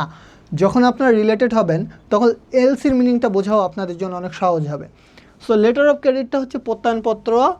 এক কথায় আপনি যখন ব্যবসা করতে যাবেন, বাইরের দেশ থেকে কোনো কিছু ইম্পোর্ট করতে চাইবেন, তখন আপনাকে এলসি খুলতে হয়। এবং এলসির ফাংশনটা কীভাবে কাজ করে এটা বুঝতে গেলে আপনাকে একটা পুরো ব্যাখ্যায় যাইতে হবে। সো আমরা এতটা ব্যাখ্যা আজকের ক্লাসে দিতে পারবো না, এটার জন্য আপনাদেরকে যারা নতুন আছেন তাদেরকে আমাদের ক্লাসে এনরোল করতে হবে। ওকে, হ্যাঁ জারিন, আমি পড়াইছিলাম। ওকে, এনপিভি হচ্ছে নিট প্রেজেন্ট ভ্যালু। আপনারা জানতে চাইছেন এনপিভি এর মিনিং কি? এনপিভি হচ্ছে নিট প্রেজেন্ট ভ্যালু। ওকে আলিনা, সরি যে একটু আমি আগেই শুরু করে ফেলছি। ওকে, বিডিবিএল এর ফুল মিনিং কি? এটা গত বছরের ফাইন্যান্সের কোশ্চেনে আসছিল। বিডিবিএল এর ফুল মিনিং কি? What is the full meaning of BDBL? So আপনারা এই লাস্ট শর্ট মিনিংটার অ্যান্সার দিয়ে আমাকে ধন্য করেন, দেন আমরা হচ্ছে পরের টপিকসটাতে যাব।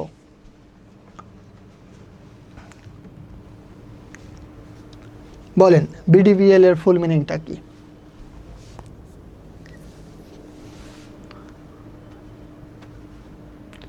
What is the full meaning of BDBL? দেখি কয়জন সঠিক অ্যান্সার দিতে পারে।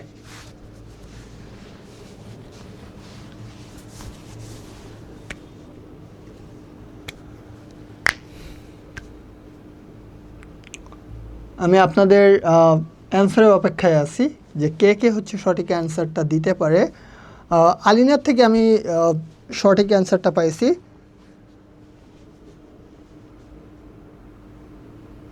বাট আলিনা বানানটা একটু ভুল করে ফেলছে।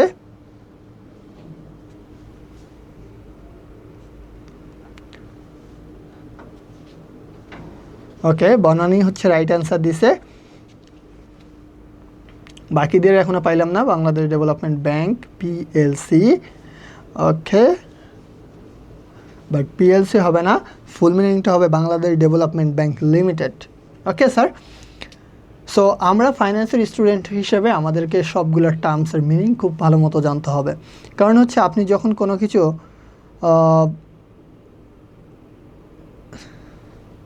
What is the history of the country, আমাদের দেশের ইতিহাস জানতে চান, কোন দেশের হিস্টোরি জানতে চান আপনি? ওকে, এই অংশ পর্যন্ত সবাই ক্লিয়ার কিনা একটু আমাকে জানান যে আপনারা আসলে বুঝছেন কিনা।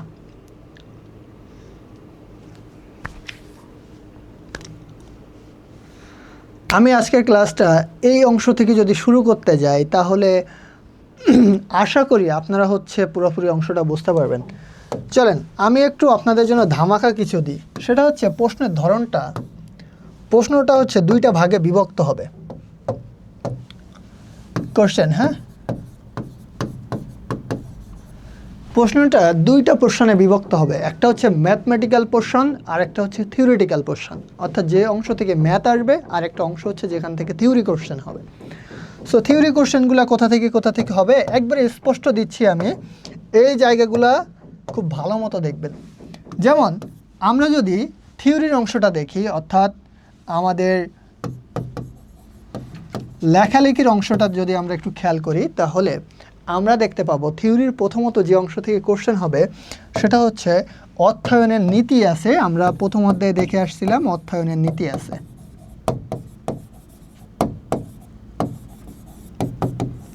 আমরা জানি কি অর্থায়নের নীতি আছে। আপনারা একটু আমাকে জানান তো যে অর্থায়নের নীতি কয়টি ছিল? কার কার মনে আছে যে অর্থায়নের নীতি কয়টি ছিল? বলেন। My name is Shahinur Rahman, আর এখানে সবাই এক নামে চেনে হচ্ছে হাসু স্যার নামে। ওকে, এখন বলেন যে অর্থায়নের নীতি হচ্ছে কয়টি ছিল বলেন সবাই। সো এটা হচ্ছে থিওরিটিক্যাল পোর্শনের ফার্স্ট কোশ্চেন, যেখান থেকে 100% শিওর কোশ্চেন হবে। আপনি টেস্ট দেন, প্রি টেস্ট দেন, যেটাই করেন না কেন, ফার্স্ট চ্যাপ্টার আপনার থাকলে এখান থেকে প্রশ্ন হবেই।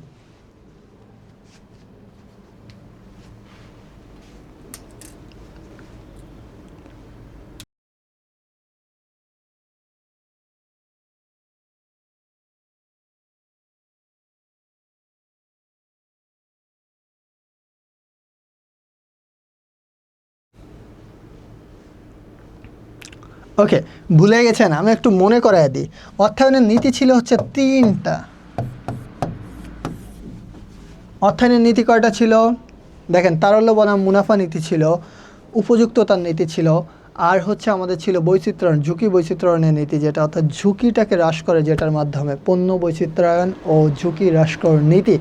এই যে তিনটা নীতি ছিল, হ্যাঁ বনানি আমি আপনারটা দেখতে পাচ্ছি। এই তিনটা নীতি থেকে আপনার একটা প্রশ্ন অবশ্যই হবে, ঘতে মাস্ট এই পোর্শন থেকে প্রশ্ন হবে। সো আমি হচ্ছে কোশ্চেন আপনাদের কাছে একবারে ফাঁস করে দেওয়া যেটা বলে সেটা করে দিলাম। তাহলে ফার্স্ট কোশ্চেনটা কোথা থেকে হবে? অর্থায়নের নীতি থেকে আপনার প্রশ্ন হবে। দেন দুই নম্বরে যে প্রশ্নটা হবে সেটা হচ্ছে, আমরা দেখেছিলাম অর্থায়নের প্রকারভেদ আছে।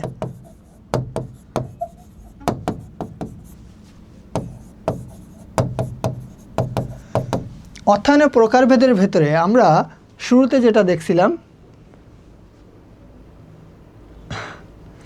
হ্যাঁ নামটা সুন্দর হয়েছে, আমরা অর্থায়নের যে প্রকারভেদ আছে এই প্রকারভেদের একবার শুরুতে যে জিনিসটা দেখছিলাম সেটা হচ্ছে পারিবারিক অর্থায়ন। পারিবারিক অর্থায়ন কোনটাকে নিয়ে আলোচনা করে? পারিবারিক অর্থায়ন মূলত পরিবারের আয় আর ব্যয়টাকে নিয়ে আলোচনা করে থাকে। এরপরে 2 নম্বর প্রশ্নে কি ছিল? 2 নম্বর প্রশ্নে আমাদের ছিল হচ্ছে সরকারি অর্থায়ন। আমরা জানি হচ্ছে সরকারি যে বাজেটটা হয়, অর্থাৎ সরকারের আয় আর ব্যয়ের যে মূল পোর্শনটা সেটা হচ্ছে সরকারি অর্থায়ন।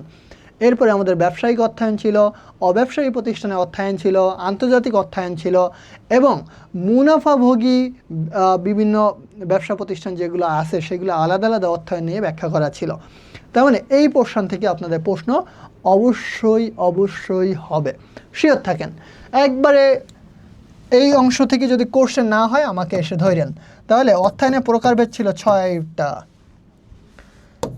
এরপরে 3 নম্বরে যে অংশ থেকে কোশ্চেনটা হবে থিওরিটিক্যালের ভেতরে, সেটা আমরা দেখতে পাবো আর্থিক ব্যবস্থাপকের কার্যাবলী।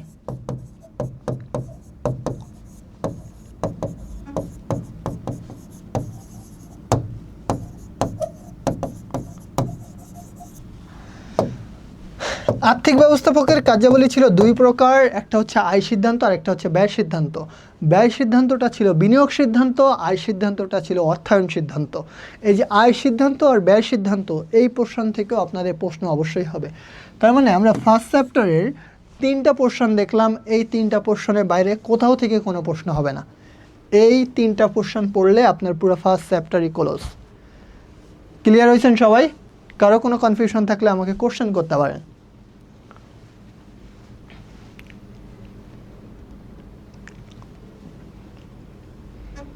আশা করি ক্লিয়ার হয়েছেন নাকি?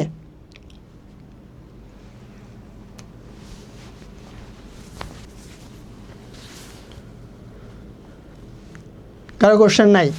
ওকে, ডান। তাহলে এই অংশটাই আমি জাস্ট বোঝানোর চেষ্টা করলাম। এরপরে সেকেন্ড যে চ্যাপ্টারটা আপনাদের দেওয়া আছে বইয়ে, এই সেকেন্ড চ্যাপ্টার থেকে আপনি কি করবেন? দ্বিতীয় অধ্যায় থেকে খুব বেশি কোশ্চেন হয় না, দ্বিতীয় অধ্যায়ের প্রশ্নগুলো একটু জটিল হয়।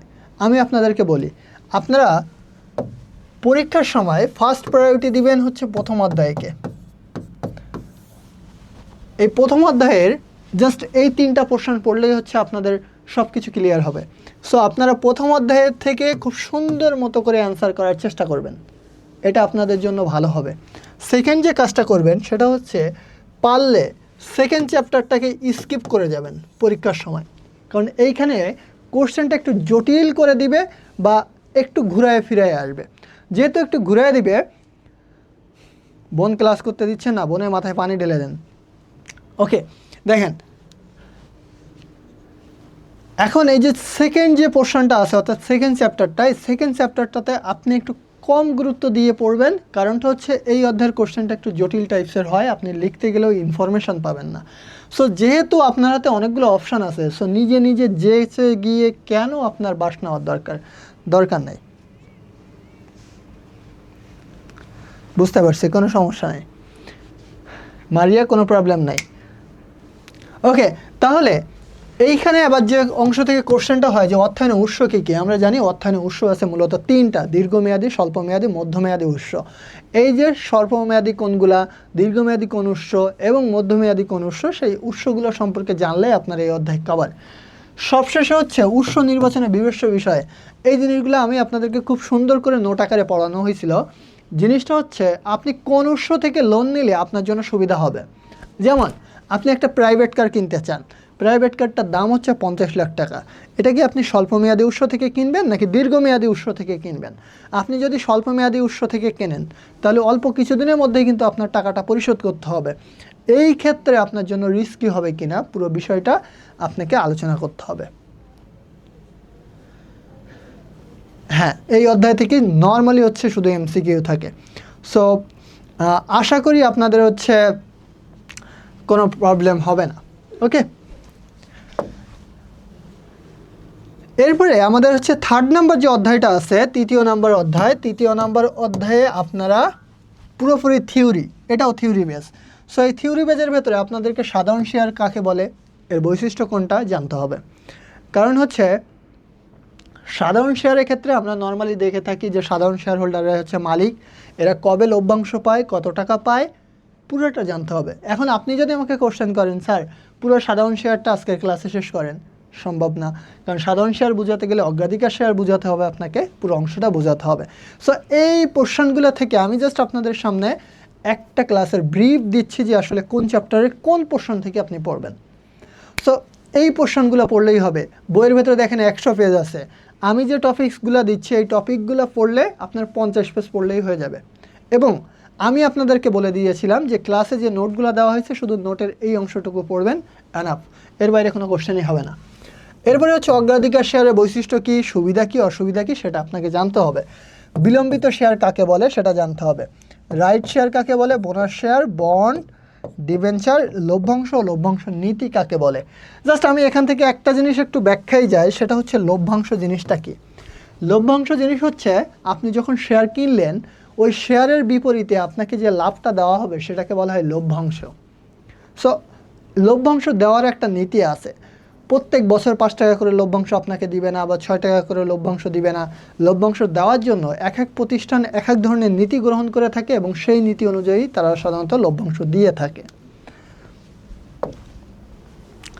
এরপরে পরের অংশে অর্থাৎ আমাদের 4th নাম্বার যে চ্যাপ্টার পুরোপুরি ম্যাথমেটিক্যাল বেসড, এটা হচ্ছে পুরোটাই ম্যাথ 4 নাম্বার অধ্যায়। সো এই ক্ষেত্রে আপনাকে ভবিষ্যৎ মূল্য নির্ধারণ করতে হবে, বর্তমান মূল্য নির্ধারণ করতে হবে এবং প্রকৃত সুদের হার, যেটাকে আমরা একটু আগে বলে আসছি EAR, effective annual rate. So আপনাকে কি জানতে হবে, এই ইফেক্টিভ অ্যানুয়াল রেট সম্পর্কে খুব ভালো ধারণা থাকতে হবে। এইটা থেকে প্রশ্ন হবে আর এই দুইটা থেকে প্রশ্ন হবে। এমসিকিউ এর ক্ষেত্রে একটা অংশ থেকে প্রশ্ন হবে, সেটা হচ্ছে রুল 72। এই অধ্যায়ে এর বাইরে আর কিছু পড়ার দরকার নাই। কারো কোনো কোশ্চেন আছে এই পর্যন্ত? থাকলে আমাকে একটু জাস্ট জানান। আমি যতটা বললাম আপনারা আপনাদের পরীক্ষার কোশ্চেনে মিলায় নেন। এই টপিক্সের বাইরে একটা সিঙ্গেল কোশ্চেন আসে কিনা? আসবে না, কারণ হচ্ছে এটা আমার অ্যানালাইসিস থেকে করা। আমি কনফিডেন্সের সাথে আপনাদের কাছে শেয়ার করতেছি যে এই জায়গা থেকে, এর বাইরে থেকে কোনো কোশ্চেন আপনাদের কাছে আসবে না। ওকে, সো চলেন আমরা পরের অংশটাতে যাই। আমাদের হচ্ছে 5 নম্বর অধ্যায় যেটা, সেটা হচ্ছে ম্যাথমেটিক্স বেসড।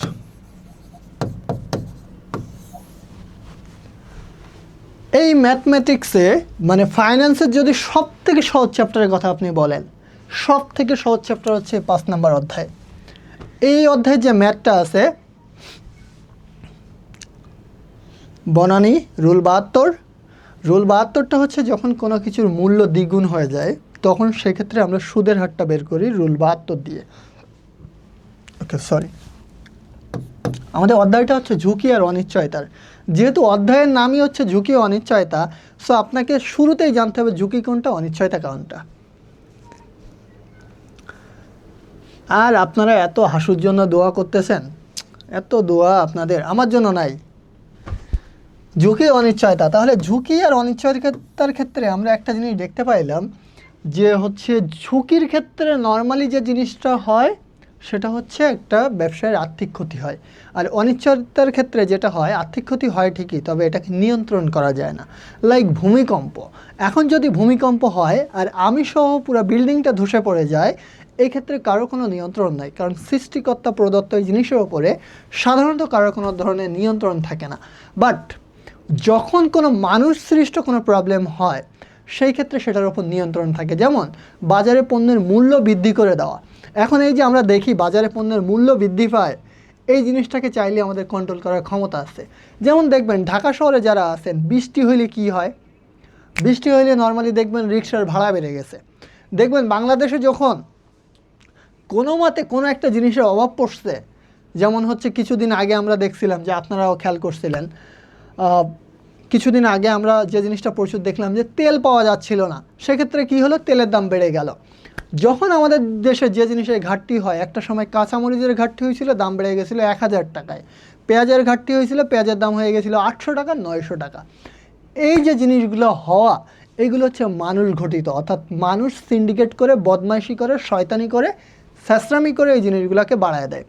এই যে এই জিনিসগুলোকে বাড়ায় দেয়, এই জিনিসগুলোকে চাইলে আমরা নিয়ন্ত্রণ করতে পারি। সো ওটা হয়ে যাবে হচ্ছে ঝুঁকি।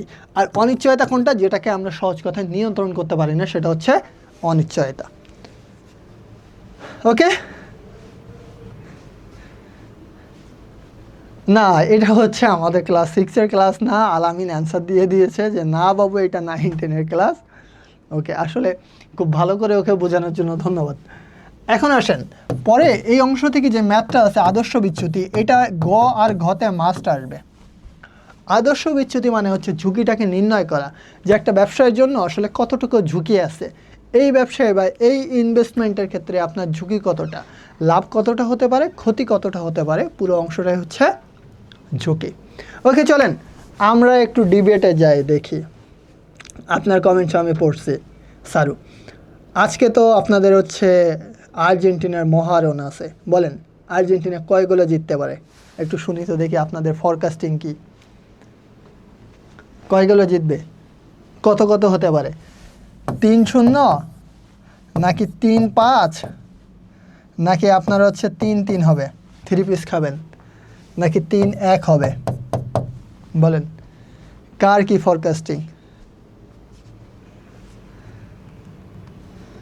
সো একটু জানতে চাই আমি, কার ফরকাস্টিংটা কি, নাকি আপনারাও 7-up খাবেন?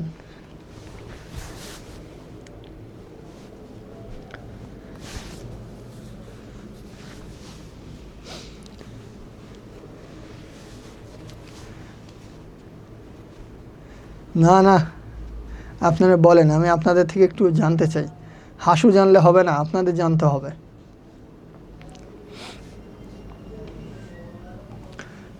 0 আর 67, যেটা পসিবলই না সারু। ওকে, বাকিদের কি অবস্থা? মানে আপনাদের কোনো ফরকাস্টিং নাই? এরা হচ্ছে ভরসা করতে পারতেছেন না আর্জেন্টিনার উপরে। সিয়া মুসা ইন্ডিক্সে 0-7, মানে কি 7 আপ দিবে? বা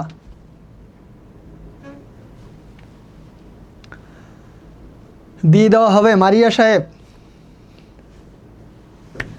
পিডিএফ দিয়ে দেওয়া হবে, কোনো চিন্তা নাই। পিডিএফ আপনারা সবাই পেয়ে যাবেন ইনশাল্লাহ। 03, 07, 08। হাসু আফাকে আল্লাহ আকাশ ছোঁয়া করুক। আকাশ ছোঁয়া করতে গেলে তো তাকে মারা যাইতে হবে। আনফিন বলছে হচ্ছে 08 হবে। ওকে, আরেকজন বলছে 7 আপ জীবনেও না। শুভ্র মজুমদার বলছে আমি জানি না। ওকে ওকে ওকে, সবারটা দেখলাম। সারু বলছে 03।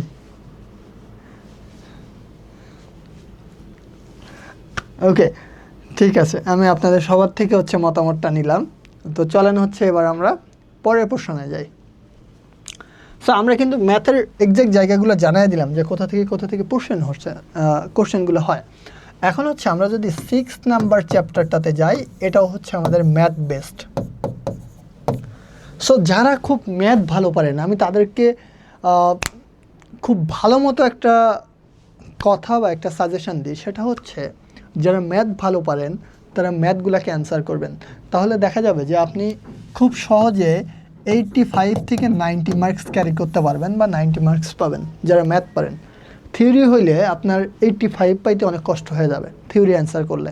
সো ম্যাথ পারলে যারা ভালো মতো পারেন তারা হচ্ছে ম্যাথ অ্যান্সার করবেন। আর যারা পারেন না তারা আবার ম্যাথ অ্যান্সার করতে যায়েন না, তখন আবার তাদের মার্কস দেখা যাবে যে 70-এর নিচে নেমে গেছে। কারণ হচ্ছে ম্যাথের ক্ষেত্রে আপনি যখন পারফেক্টলি অ্যান্সার করবেন পারফেক্টলি মার্কস পাবেন, আর পারফেক্টলি ভুল করবেন পারফেক্টলি 0 খাবেন। সো এটা হচ্ছে কমন কথা। আমরা পড়ছিলাম মূলধন বাজেটিংয়ের গুরুত্ব কী। সো এই অংশটা আপনাদেরকে খুব সুন্দর করে লেখা দেওয়া আছে। গড় মুনাফার হার পদ্ধতি, যেটা গড় মুনাফার হারের আমরা জানি হচ্ছে, এটা আমরা পড়ছিলাম ARR বের করছিলাম, average rate of return. So গড় মুনাফার হার কীভাবে বের করতে হয় আমরা জানি যে গড় মুনাফার হার যদি দুইটা কোম্পানির মধ্যে আমরা বের করি, যার গড় মুনাফার হার বেশি হবে তারটাই হচ্ছে আমরা গ্রহণ করব, অর্থাৎ সেটাই হচ্ছে আমাদের জন্য কি লাভজনক। আর পেব্যাক সময় পদ্ধতিটা কী ছিল? পেব্যাক সময় পদ্ধতি ছিল যে দুইটা প্রতিষ্ঠানের বা দুইটা প্রকল্পের মধ্যে যেটার পেব্যাক সময় কম সেটাকেই আমরা সাধারণত গ্রহণ করছিলাম। কেন আমরা সেটাকে গ্রহণ করছিলাম? স্যার ম্যাথের চ্যাপ্টার থেকে কখনোই কোশ্চেন কম আসবে না। আপনি ওভারঅল ম্যাথের চ্যাপ্টারগুলো থেকে 6টা কোশ্চেন কমপক্ষে পাবেন। দেখেন সিকিউতেই আপনি পাবেন 6টা কোশ্চেন। সো আপনি চাইলে ফুল তো অ্যান্সার করতে পারবেন না, কারণ এ সাইড করা থাকবে। তো এই যে জিনিসটা পেব্যাক সময় পদ্ধতি, পেব্যাক সময় পদ্ধতির ক্ষেত্রে আমাদের দুইটা প্রকল্পের মধ্যে যেটার পেব্যাক সময় কম থাকবে আমরা সেটাকে গ্রহণ করি। কারণ হচ্ছে একটা পেব্যাকের ম্যাথ করতে আমাদের সময় লাগবে অনেকক্ষণ, এই জন্য কিন্তু আমি ম্যাথগুলো এখন রাখি নাই। চলেন এখন হচ্ছে আমরা পরের অংশটাতে যাই। আমাদের যখন ব্যাংকে যাব, অর্থাৎ ব্যাংক ব্যবসার ধরনে যাব আমরা 9ম অধ্যায়টাতে, 9ম নাম্বার অধ্যায় যেটা ছিল আমাদের, ওইটার ক্ষেত্রে আমরা যদি যাই তাহলে হচ্ছে আমরা দেখতে পাবো 9th নাম্বার চ্যাপ্টারটাতে প্রথমে আমাদের যে জায়গা থেকে কোশ্চেন হয় এটা পুরোপুরি থিওরি বেস। এই থিওরি বেস থেকে আমাদের কোশ্চেনটা হবে যে ব্যাংকের উদ্দেশ্য বলি কি, যে ব্যাংক এত যে ব্যাংক গঠিত হয়েছে, ব্যাংকের আসলে উদ্দেশ্যটা কি? কোনো ফ্রি কারণে তো আর ব্যাংকগুলো গঠিত হয় না। হ্যাঁ রাইট, ফাইন্যান্স হচ্ছে বিভাগ থাকে। সো ম্যাথের পোর্শন আলাদা এবং আমাদের হচ্ছে থিওরি পোর্শন আলাদা। সো আমি থিওরি পোর্শনগুলোকেও কিন্তু একবারে স্পেসিফিক করে দিয়েছি যে কোন পয়েন্টগুলো থেকে আপনার প্রশ্ন হবে পরীক্ষার আগের রাতে বা পরীক্ষার আগের দিন আপনি শুধু কোন জায়গাগুলো পড়বেন। সব পড়ার দরকার নাই ভাই। আপনি প্লেটে খাবার নিলেন, মনে করেন 5 জনের খাবার নিয়ে একজনেরটাও খাইতে পারলেন না, এটা কোনো দরকার নাই। আপনার দরকার হচ্ছে আপনি ঠিক একজনের খাবারটা নেন এবং পরিপূর্ণভাবে তৃপ্তি সহকারে খান, এটা আপনার জন্য বেস্ট হবে। এই জন্য আমি বলি শুধুমাত্র আমি যে পয়েন্টগুলো দেখাই দিছি এইগুলাই পড়েন, এর বাইরে একটা সিঙ্গেল কোশ্চেন আসবে না, টোটালি না। সো ব্যাংকের উদ্দেশ্য বলি, কেন ব্যাংকগুলো গঠিত হয়েছে, ব্যাংকগুলো গঠিত হওয়ার পিছের কারণগুলো কী কী, এর উদ্দেশ্যটা কী। যেমন হতে পারে আমরা ব্যাংকের উদ্দেশ্য বলতে পারি হচ্ছে মুনাফা অর্জন করা, এছাড়াও ব্যাংকের আরেকটা উদ্দেশ্য আছে জনকল্যাণ, যেটা হচ্ছে একটা ডাহা মিথ্যা কথা। সো এটা এখন লাইভে বলা যাবে না কেন ডাহা মিথ্যা কথা, ওকে। সো ব্যাংক ব্যবসার মূলনীতিগুলো কি, এই যে ব্যাংক ব্যবসা গঠিত হয় এটার মূলনীতি কী, অর্থাৎ কোন নীতির ওপর ভিত্তি করে এটা দাঁড়ায় আছে। যেমন একটা চোর চুরি করে যখন, তার একটা নীতি আছে না, যে আরেকজনের টাকা মেরে খাওয়া, ঠিক তেমনই ব্যাংক যে ব্যবসা করে, ব্যাংকিং যে ব্যবসাটা হয়, এই ব্যবসার মূলনীতিটা কী, কোন নীতির ওপর ভিত্তি করে এই ব্যাংকিং ব্যবসাটা চলে থাকে। সো এটা ইম্পর্ট্যান্ট। এরপরে ব্যাংকের বিন্যাস আছে। এই শ্রেণীবিন্যাসের কথা যদি আমরা একটু বলতে যাই তাহলে আমাদের যেগুলো আসে সেটা হচ্ছে শুরুতে আসবে কেন্দ্রীয় ব্যাংক। আমরা জানি কি কেন্দ্রীয় ব্যাংক হচ্ছে সব ব্যাংকের আব্বা মা চাচা খালু যাই বলেন, সেই হচ্ছে একবারে শুরুতে যে ব্যাংকটা আছে সেই ব্যাংকের নামটা কি, কেন্দ্রীয় ব্যাংক। সো কেন্দ্রীয় ব্যাংকের আন্ডারে যেসব ব্যাংকগুলো থাকে তাদেরকে আবার বলা হয় কি, বাণিজ্যিক ব্যাংক। অর্থাৎ যে বাচ্চা ব্যাংকগুলো থাকে এই বাচ্চা ব্যাংকগুলোকে কি বলা হয় তাহলে, বাণিজ্যিক ব্যাংক। সো শুরুতে থেকে কি, শুরুতে কি থাকবে, কেন্দ্রীয় ব্যাংক, আর শেষে কি থাকবে, অর্থাৎ বাচ্চা যে ব্যাংকগুলো থাকে সেই ব্যাংকগুলোকে বলা হয় বাণিজ্যিক ব্যাংক, ওকে। সো এটা হচ্ছে আমাদের মেইন পোর্শন। আশা করি হচ্ছে আপনাদের এই অংশটুকু পড়লেই হয়ে যাবে, এর বাইরে কোনো কোশ্চেন হবে না। এরপরে আসেন আমাদের 10 নম্বর যে অধ্যায়টা আছে, 10 নম্বর অধ্যায়ের ওপরে আমরা যদি কোশ্চেনগুলো বলি, 10th number chapter, 10th number চ্যাপ্টারের উপরে আপনারা খুব বেশি জায়গা পড়া লাগবে না। প্রথমত আপনারা পড়বেন বাণিজ্যিক ব্যাংকের উদ্দেশ্য। এই ক্ষেত্রেও সেম কোশ্চেনটা হবে বাণিজ্যিক ব্যাংকের উদ্দেশ্য কোনটা, মুনাফা অর্জন করা, জনকল্যাণ করা, চুরি করা, ডাকাতি করা, দেশের টাকা বিদেশে পাচার করা, এভরিথিং। মানে যেটা সত্যি সেটাও লেখার দরকার নেই, মিথ্যাটা লিখেন, যেটা বইয়ে লেখা আছে যে বাণিজ্যিক ব্যাংকের উদ্দেশ্যটা কি, মুনাফা অর্জন করা, জনগণের কল্যাণ করা, এই ঠিক আছে। সো এটা ভালো করে পড়বেন। এরপরে দেখবেন বাণিজ্যিক ব্যাংকের কার্যাবলী আছে, এই কার্যাবলীগুলোকে 3 ভাগে ভাগ করা হয়েছে। কয় ভাগে, 3 ভাগে ভাগ করা হয়েছে। সো এই বাণিজ্যিক ব্যাংকের কার্যাবলীগুলোকে আপনারা কী করবেন, খুব স্পষ্টভাবে পড়বেন এবং খাতায় নোট করে রাখবেন। খাতায় নোট করে রাখলে সুবিধাটা হচ্ছে পরীক্ষার আগের রাতে পড়তে আপনার খুব সুবিধা হবে। আর যারা আমাদের এডু পরিবারের স্টুডেন্ট আছেন তারা তো জানেনই প্রত্যেকটা ক্লাসের কী আছে, সুপার স্পেশাল নোট আপনাদেরকে দিয়ে দেওয়া হয়েছে, অন্তত আমার ক্লাসগুলোতে। এটা তো অস্বীকার করার কিচ্ছু নাই, আপনারা সবাই হচ্ছে স্পেশাল নোট পাইছেন। এই যে স্পেশাল নোটগুলো আপনারা পাইছেন, ওই নোটগুলো পড়লেই আপনার পরীক্ষার জন্য এনাফ। সো এরপরে হচ্ছে বাণিজ্যিক ব্যাংকের কিছু আয়ের উৎস আছে, সেটা হতে পারে ডাকাতি করে, চুরি করে, ডাকাতি করে তো ওরা আয় করে না। আয়ের উৎস হতে পারে কি, ওই যে লকার ভাড়া, ওখান থেকে তারা আয় করতে পারে। এবং সাথে সাথে আরও বিভিন্ন তাদের আয়ের উৎস আছে, যেমন তারা হচ্ছে যখন ঋণ দেয়, এই ঋণ দেওয়ার পরে তারা কি করে, সুদ পায়, এইগুলো হচ্ছে তাদের আয়ের উৎস। সো এই আয়ের উৎসগুলো একটু সুন্দর মতো করে পড়েন। এখন পিডিএফটা আমি তো আপনাদেরকে দিব না, কী হবে, সো দিয়ে দিব, সমস্যা নেই, ওকে, পিডিএফ দিয়ে দিব। এখন চলেন আমরা একটু কিছু প্রমাণ দিই, আমরা প্রমাণ ছাড়া তো কথা বলতে ভালো লাগে না আমাদের। আমি আপনাদেরকে বারবার একই কথা বলছি, আমি যে টপিকসগুলো বললাম এর বাইরে থেকে একটা কোশ্চেন হবে না। দেখেন একবারে শুরুতে যে কোশ্চেনটা আছে সেইখানে দেখেন, আমি আপনাদেরকে বলছিলাম যে আমাদের কোশ্চেন হবে কোথা থেকে, অর্থায়নের নীতি থেকে। ওই যে 3টা নীতি ছিল, নীতি থেকে প্রশ্ন হবে।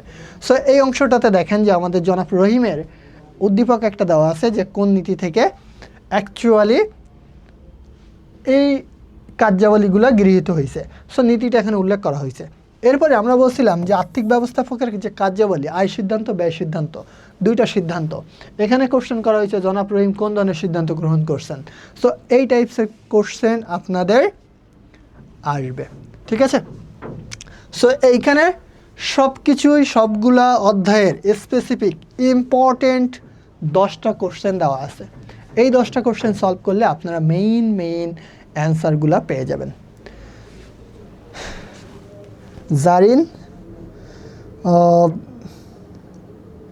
ফেসবুকে আমি আপনাকে কিভাবে মেসেজ দিতে পারি?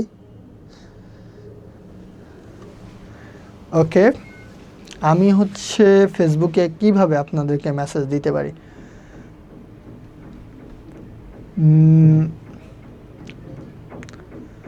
ওকে,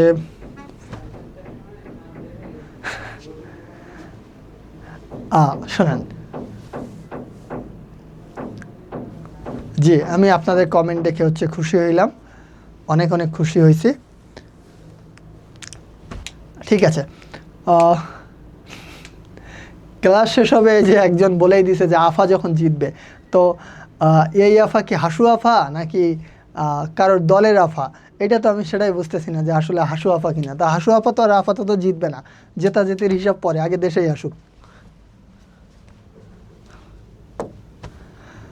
সো 4 নম্বরের অংশটাতে আমরা এখানে কোশ্চেনগুলো স্পষ্ট করে সব দেওয়া হয়েছে, 5 নম্বরেও দেওয়া হয়েছে।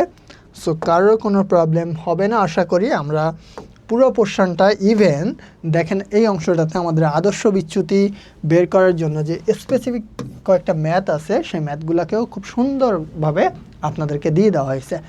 আশা করি আপনাদের কোনো ধরনের প্রবলেম হবে না। ঠিক আছে,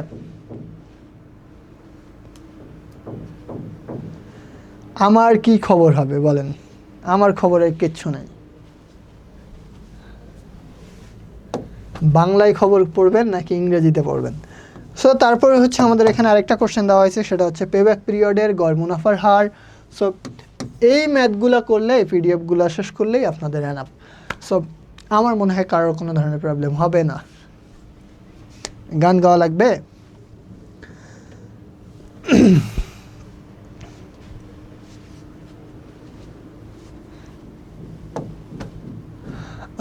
অ্যাড আসলে একটু অ্যাডভার্টাইজ দেখেন, যদি অ্যাডভার্টাইজমেন্ট না দেখেন তাহলে তো ওদের আবার জনকল্যাণ হবে না, মানে ইউটিউবের তো জনকল্যাণ হবে না। সো একটু অ্যাডভার্টাইজমেন্ট দেখাও তো ভালো, বুঝছেন না?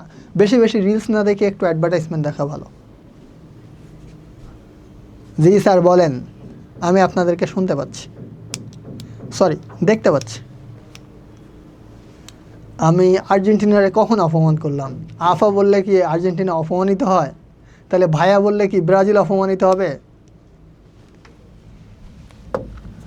সো এটা হচ্ছে আমাদের প্রত্যেকটা চ্যাপ্টারের স্পেসিফিক কিছু গুরুত্বপূর্ণ কোশ্চেন আপনাদেরকে দেওয়া হয়েছে। সো আশা করি কারো কোনো কোশ্চেনে প্রবলেম হবে না, হইলে সেটার কোশ্চেনে সলভ করা হবে। সো আপনাদের একটা বিশাল অঙ্কের রিকোয়েস্ট হচ্ছে second chapter of the 5th number, 5 নাম্বারের সেকেন্ড চ্যাপ্টার আমি ক্লিয়ার হইলাম না বনানি।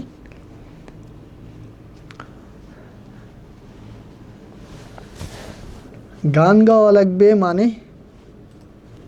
আমি তো শেষ, আমি কি ছোটো মানুষ গান গাইতে পারি? আমার গলাও ভালো না।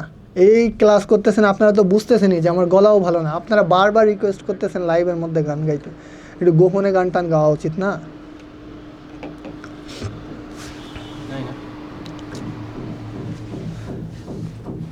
সো এখন কি আবার আমার গানও গাওয়া লাগবে?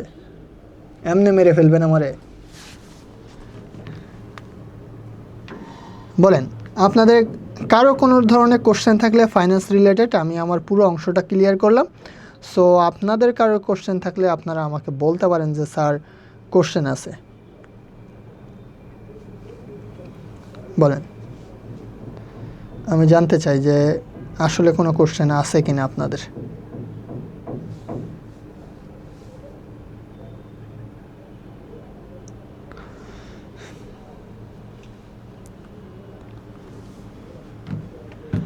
হ্যাঁ, পিডিএফটা আপনাদের সবাইকে দিয়ে দেওয়া হবে।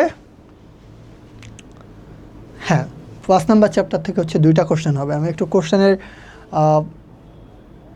অংশটুকু আমি আপনাদের কাছে ক্লিয়ার করি, তাহলে হচ্ছে আপনারা সবাই আশা করি বুঝতে পারবেন।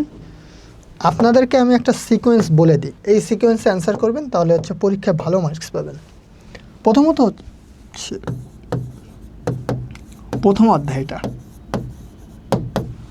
খুব ভালো মতো পড়বেন। দ্বিতীয়ত হচ্ছে চতুর্থ অধ্যায়টা পড়বেন ভালো মতো। পঞ্চম অধ্যায়টা পড়বেন।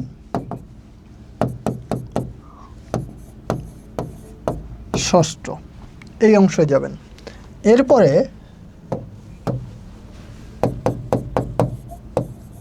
নবম অধ্যায় আর দশম অধ্যায়। শুধুমাত্র আমি যে অংশগুলো লিখে দিলাম, যে অংশগুলো বললাম পড়তে হবে, ওই অংশগুলাই পড়বেন। এই 6টা চ্যাপ্টার যদি পড়েন, আপনার বোর্ড, প্রি টেস্ট, টেস্ট সব পরীক্ষায় আপনি সবগুলো কোশ্চেনে অ্যান্সার করে আসতে পারবেন। তবে হ্যাঁ, এমসিকিউ এর ক্ষেত্রে আপনার বাকি চ্যাপ্টারগুলোও পড়া লাগবে। এই ক্ষেত্রে তো আমার কিছু করার নাই, সো ওই অংশগুলোও আপনাদেরকে পড়তে হবে।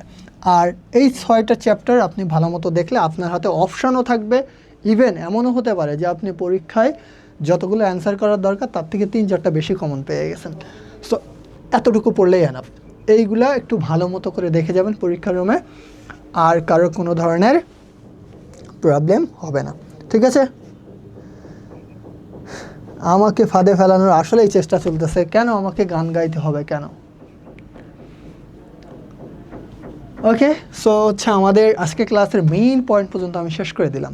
তার আগে একটু আপনাদের কাছে একটা গল্প বলি। ঠিক আছে? দেখেন, আমি হচ্ছে এই যে ক্লাসে এত এত পড়াইলাম, এত এত বকবক করলাম, এই জিনিসগুলো কখন ইফেক্টিভ হবে জানেন?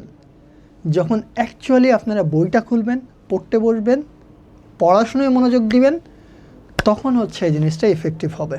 তার আগ পর্যন্ত এই জিনিসটা ইফেক্টিভ হবে না। সো একটা গল্প বলি। গল্পটা হচ্ছে একটা গাধার আর কিছু মানুষের। গল্পটার শুরুতে ওই গাধাটাকে মানে 5 ভাই মিলায়ে খুব যত্ন করে বড় করে। আমরা জানি গাধা হচ্ছে প্রচুর পরিমাণে খাটুনি খাটতে পারে, তাকে দিয়ে যে কোনো কাজ করিয়ে নেওয়া সম্ভব। এই কারণে ওই 5 ভাই গাধাকে প্রচুর খাওয়ায়, প্রচুর যত্ন করে, নিজেদের সন্তানের মতো করে গাধাটাকে বড় করছে। একদিন তারা দেখতে পায় তাদের গাধাটা চলতে চলতে বা এলাকায় ঘুরতে ঘুরতে হঠাৎ করে একটা কুয়ার ভেতরে, বা যেটাকে আমরা বাংলায় কূপ বলি, কূপের মধ্যে পড়ে গেছে। তো যখন গাধাটা কূপের মধ্যে পড়ে গেছে, প্রথমে একবার শুরুতে ওই 5 ভাই মিলে গাধাটাকে অনেক খোঁজাখুঁজি করে যখন জানতে পারলো গাধাটা কূপের ভেতরে পড়ে গেছে, তখন তারা প্রথমে চেষ্টা করলো গাধাটাকে উঠানোর।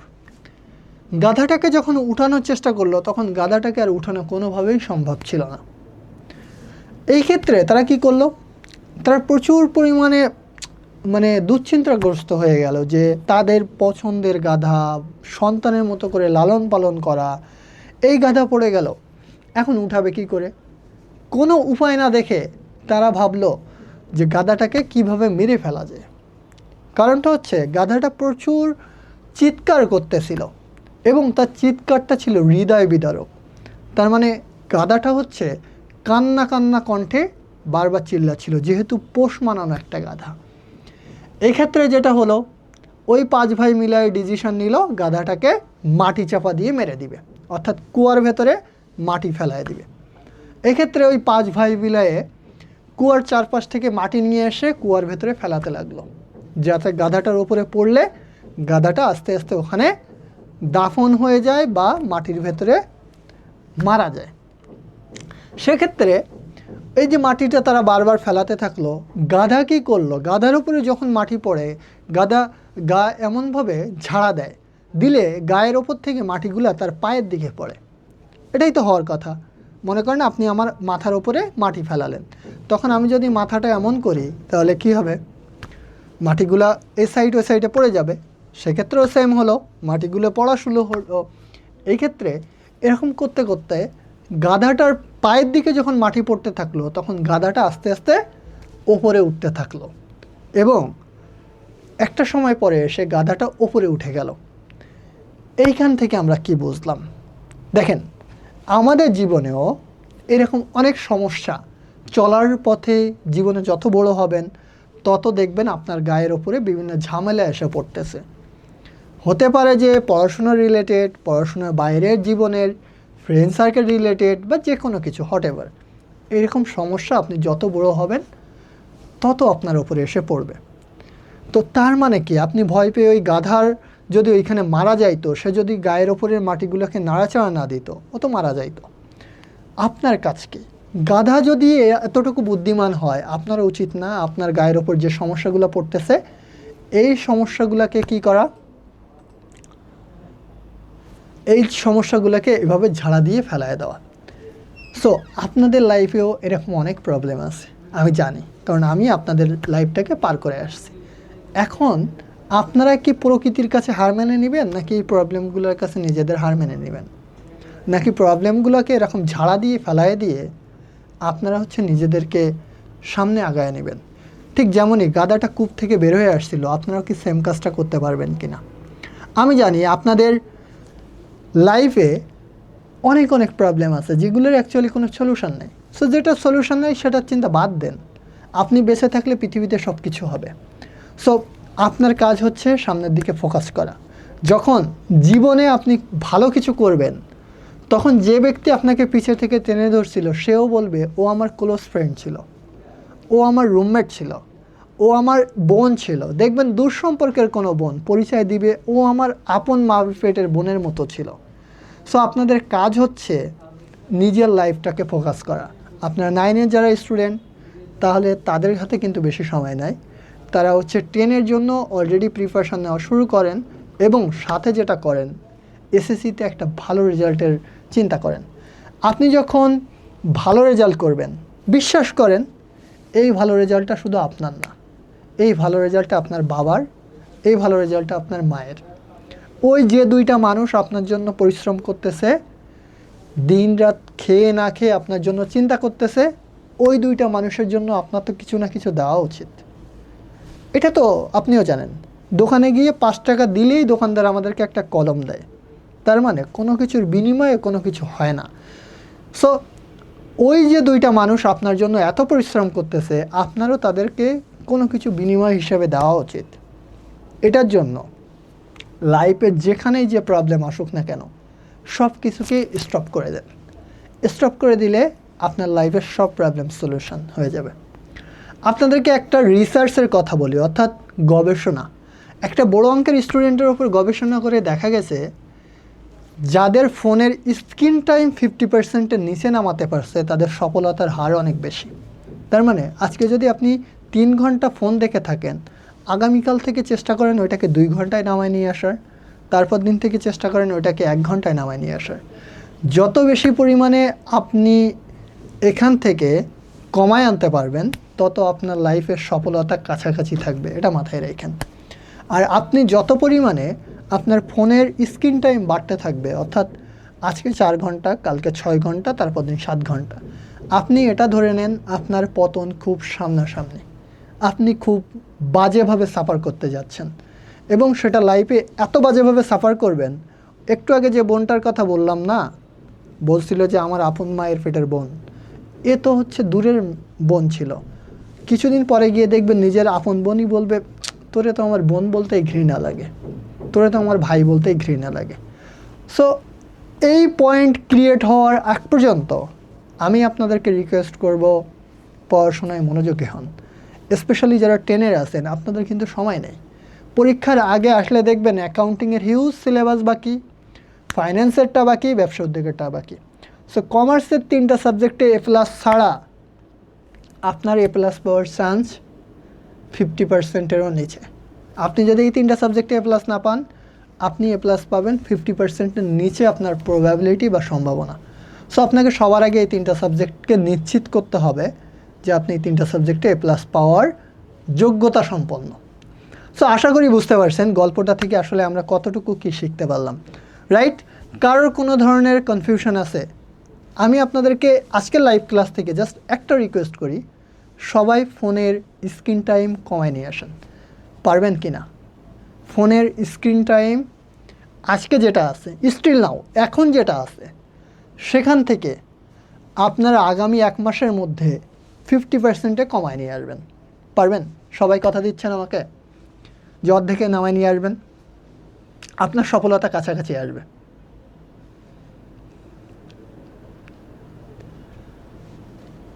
ওকে, সবাই পারবেন?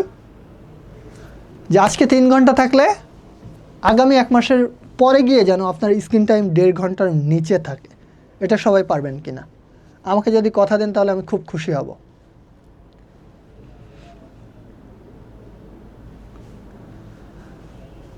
Very good.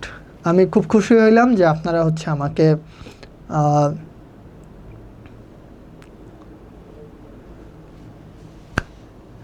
বড়লোক হওয়ার জন্য আসলে আপনার যেটা করতে হবে রাজ স্যার, বড়লোক হওয়ার জন্য আসলে প্রচুর প্রচুর পরিমাণে পড়তে হবে। যত পড়বেন তত ইনকাম, এটা হচ্ছে বড় কথা। সো বাকিদের আর কোনো কোশ্চেন থাকলে আমাকে বলতে পারেন যে আসলে আপনাদের আরও কারো কোনো কোশ্চেন আছে কিনা। জীবনে সফল হওয়ার জন্য আসলে একটু কিছু স্যাক্রিফাইস করতে হয়। কোনো কিছু স্যাক্রিফাইস ছাড়া কখনোই পাওয়া যায় না। আপনি কোনো কিছু ত্যাগ না করলে কোনো কিছু পাবেন না। আমরা 5 টাকা ত্যাগ করি তাই একটা কলম পাই, ঠিক তেমনই জীবনে কোনো কিছু ত্যাগ করবেন, তারপরে আপনি কোনো কিছু একটা পাবেন। সো ত্যাগ করা শিখতে হবে, আগে আগে ত্যাগ করতে হয়, তারপরে পাইতে হয়। সো ত্যাগ করেন, মোবাইল ফোনটাকে ত্যাগ করেন। জীবনে অনেক সময় পাবেন মোবাইল চালানোর, সো এখন ত্যাগ করে দেন। ওকে, চুরি করতে হবে, তো চুরি করে মনে করেন আপনারা চুরি করে বড়লোক হইলেন, তারপরে তো হাসু আপার মতো দেশ ছেড়ে পালানো লাগবে, তখন কি হবে? ওই চুরির টাকা খাবে কে? চুরির টাকায় তো মুড়ি কিনেও খাইতে পারবেন না, তখন হবে কি? তো চুরির টাকা, অবৈধ টাকা, অসৎ উপায়ের টাকা কখনো আপনার জন্য সুখ আনবে না। একটা সময় পরে গিয়ে আপনার পকেটে অনেক টাকা থাকবে, কিন্তু আপনার হবে ডায়াবেটিস, বলবে মাটির নিচের কোনো কিছু খাওয়া যাবে না। এটা আপনার জন্য শাস্তি। একটা সময় আপনার অনেক কিছু হবে, দেখবেন আবার অনেক কিছু খাইতে পারবেন না, অনেক কিছু আপনি পড়তে পারবেন না, অনেক কিছুতে আপনার ঘুম আসবে না। সো এই জিনিসগুলো হচ্ছে প্রপার শান্তি না। প্রপার শান্তি হচ্ছে অল্প টাকা, ভালো ঘুম। সো চুরি করে টাকা উপার্জন আমাদের দরকার নাই, ব্যাংক লুট করে টাকা উপার্জন করা আমাদের দরকার নাই, চাঁদাবাজি করে টাকা উপার্জন করা আমাদের দরকার নাই, কোনো অসৎ উপায়ে টাকা উপার্জন করা আমরা পছন্দ করি না। ওকে, গান গাইতেই হবে। গান কি এই ক্লাসে না গিয়ে হচ্ছে আমরা আমাদের অফলাইন ক্লাসে, সরি অফলাইন না, প্রাইভেট ক্লাসগুলোতে মনে হয় গাইলে বেটার হয়। এখানে লাইভে গান না গাওয়াই ভালো। হ্যাঁ, আমরা ক্লাসটা শেষ করে দিব। জীবনের সব কিছুই ত্যাগ করা যায়, এটা 100%। কোনো কিছু কখনো কারোর জন্য থেমে থাকে না। জীবনের সব কিছু ত্যাগ করার যোগ্য।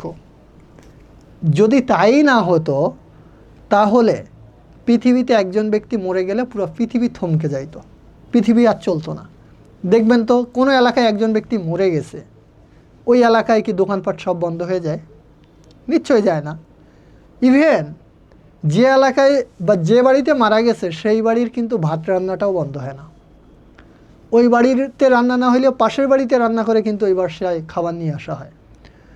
সো আমার মনে হয় কোনো কিছু পৃথিবীতে থেমে থাকে না।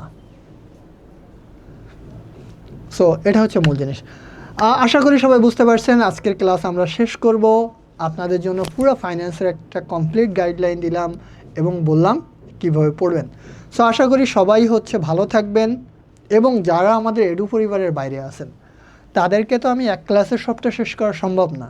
সো আপনাদেরকে যদি ভালো রেজাল্ট করতে হয়, অবশ্যই আপনাদের কাজ হচ্ছে আমাদের ক্লাসে এনরোল করা, অর্থাৎ আমাদের কোর্সগুলোতে এনরোল করা, এবং বিশ্বকাপ উপলক্ষে হচ্ছে একটা ভালো ছাড় চলতেছে। আশা করি আপনারা এই ডিসকাউন্টে ভর্তি হতে পারবেন এবং আমাদের সাথে আমাদের ক্লাসরুমে জয়েন হবেন। সো আপনাদের সবার জন্য শুভকামনা রেখে আজকের ক্লাস এখানে শেষ করতেছি। আপনারা আমার জন্য দোয়া করবেন, আমি আপনাদের জন্য দোয়া করি। আল্লাহ হাফেজ, আসসালামু আলাইকুম।